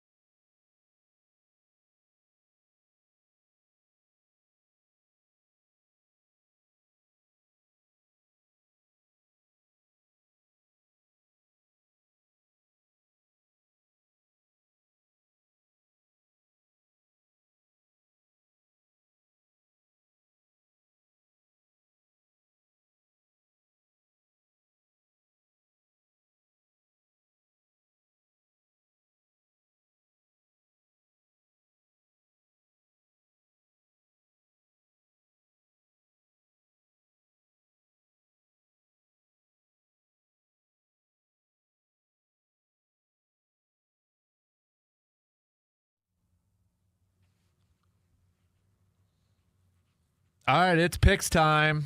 Let's do the Army-Navy game first before we get to the NFL, because this is your wheelhouse, man. Oh, yes. Army. I am looking forward to this tomorrow. Yep. So I will be seated respectfully watching. Who are you going with? I'm going to go Navy. Yeah. I'm going with the midshipmen, too. Yeah. So, Yeah. all right. Should we do the NFL? I got 2 windows up for us for our playoff. Can you machine. share this on my screen? Actually, you could do it. Here, you want? Hold on a second. Yeah, I can do my own. Yeah. Talk, so there's not dead air. Dan is currently moving a keyboard over to me and a mouse, so I can do. I have a screen, and this is the first time I'll actually be able to use my screen. And I forgot about that. So, hold on. yeah, Dan's clicking and doing stuff, so we're getting ready. So Forgot. Well, I got to put you to work. You have your own computer. I screen know. over there. And I'm watching what you're doing right now on this other screen. I've got 4 screens in front of me. the 4-screen experience. Yeah. All right. So I'll let you bring up the playoff machine here quick. Stop. You gotta start sending spam stuff on here, man. Oh, You're lucky it's not. Now You're lucky it's not touchscreen, so I could really screw around with oh you. yeah. I sent Dan. Is this the first time you're using a mouse on a computer or something? There you go. All right. All right. So let's start Buffalo at New England.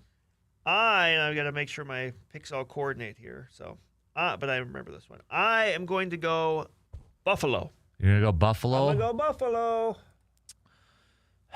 Nobody circles the wagons like the Buffalo Bills. I'm going Buffalo too, man. I'm going to go Buffalo as well. So we got Baltimore at the Bengals. I'm actually going to go Baltimore. I don't feel super good about it, though. I am going to go. I'm going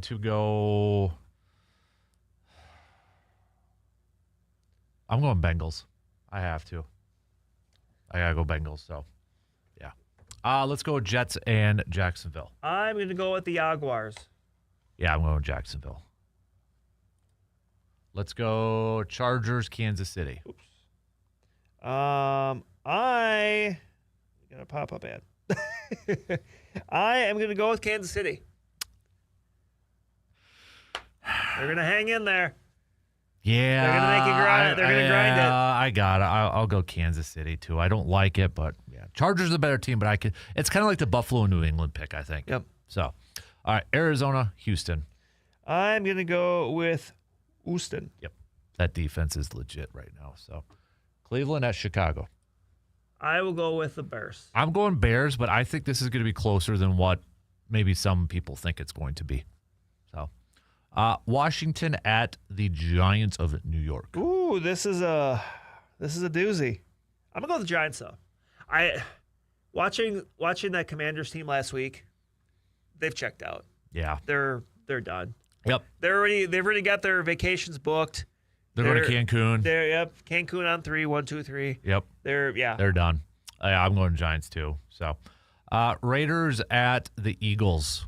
Kenny Pickett revenge game. Yep. I'm gonna go Eagles though. Yeah. Although I think that one could be closer than what it's probably going to be. If that one's close, those Philly fans are going to be irate. Yep.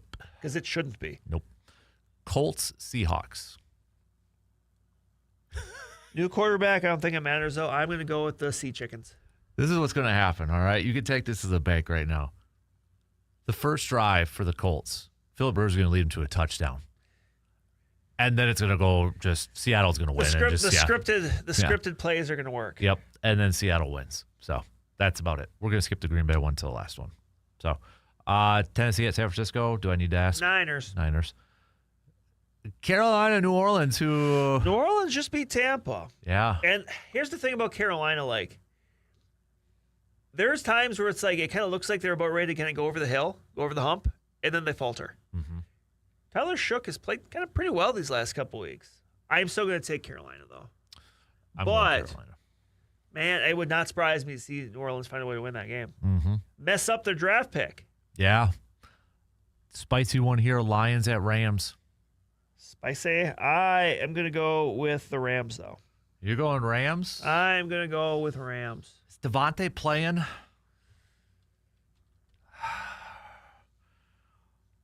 This is going to be a high-scoring one, I think. Yes. Very similar to Lions-Cowboys. Yes. Rams have the better defense. I feel like, but Lions are in desperate mode. I'm going Lions. I'm going to go with them. And then we got Minnesota at Dallas. I'm going to go Dallas. Last week, J.J. McCarthy cleared a low bar, which was that Washington defense. Dallas' defense isn't good, but it has more playmakers. Mm-hmm. I don't think they can get in a shootout with Dallas and win. Yeah. And while the Vikings defense has played very well, I just don't think it's enough. Yeah. I'll take Dallas let's say a 24-13. Mm-hmm. It's a little closer and Dallas kind of gets a touchdown later or whatever, but I'll take Dallas. I'll say that. Miami, I'm going Dallas too. Miami at Pittsburgh. You brought it up. Miami is playing well, and suddenly they linger. But I don't know. Just Miami playing in the cold. I don't know. I'm gonna take Pittsburgh. I'm going Miami. That TJ Watt thing is kind of weird. You know what? You've changed my mind. Yeah. You've changed my mind on that. I actually forgot all about that. Ooh, I accidentally clicked tie. So yeah, I'm going Miami. I get the cold thing, but they run the ball. Yeah, and there's still. First of all, was that a touchdown last week for the Ravens? I think so. I thought so too. I think so. Here's my thing. So I get it earlier, and I know we got one more pick, but Yep. Steelers Packers, very similar play with the Steelers getting that touchdown towards the end. Granted, the receiver had 5 steps down. But here's my issue with this whole thing. 2 parts. One, if that's in the field of play, that's a catch. 2 feet down, he goes out of bounds or something, that's a catch. The other part is if a quarterback on a goal line can jump over and just that nose of the ball crosses and then it gets wiped away, it's a touchdown. Why is that not a touchdown? Yeah, we are still at the point where we still don't understand what the catch is. Right. And I thought it was. I think it should be. So, all right. But now, Green Bay at Denver. I'm going to go Green Bay in this one. Okay. Oh, I do see you picked them already. Yeah, I just went ahead and picked that. I'm going Green Bay too. I trust Green Bay's offense more than I trust Denver's offense. I think that's what I was trying to. Yeah, I would agree with that.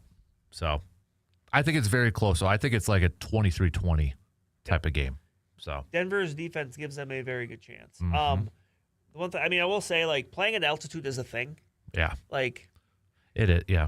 Yeah, but I laughed because now looking at the playoff machine and looking at the current matchups, I just looked at with my picks. It's currently Houston at Jacksonville, and I just started laughing because that's definitely your Saturday afternoon. That's what mine is too. I know. Yeah. So where ours is a little bit different. We have the same AFC though. Okay. So based off of our picks, Denver would still be the one even with a loss because we both picked Buffalo to beat New England. Chargers would be visiting New England then. Houston would be visiting Jacksonville. Buffalo would be visiting Pittsburgh even with the loss because we picked Cincinnati, right? I did not. Or you picked Baltimore, but still they hold the tiebreaker because So we're a little bit different on the NFC side of things. I had Detroit winning. You had the Rams winning. So Rams are still your 1 seed. That would mean Seattle would be my 1 seed. How nuts is this though, Brandon? Okay, just hold on for a second. The Rams would be 1 based off my picks. Rams would go from 1 to 7. Wow, yeah. Yeah. So would that be Rams at Packers? Yeah. Ooh. Mm-hmm. And so mine would be Packers 2, Rams 7. You have Packers 2, Chicago 7. We both have the same. No, we don't. Philly would be 3. Chicago would be 6. You have Philly 3, 49ers 6. Carolina 4 for both of us. San Francisco at Carolina. Seattle at Carolina. At this point, I kind of want to go through the rest of these picks just to see what. Yeah. Not on air, obviously, but right. But based off my pick, that Detroit Rams game, it's such a big turning point. I just flipped it to the Rams. They'd go 7-1. Yeah. Oh yeah. That's how nuts this thing is right now. Should we do the really quick? You're doing it right now. I am for me, based on what I think. And it could change every, But I'm just curious. pretty much just the NFC games, right? Or Well, are I'm you just doing doing all I'm of them? just doing them all. You're Why just gonna not? do all of them really quick, and yeah, a lot of this can change afterwards and such. But I'll do it really quick too, But yeah, I mean, not for air purposes, but just for funsies. just to kind of see where everything's matched up at that point. So, that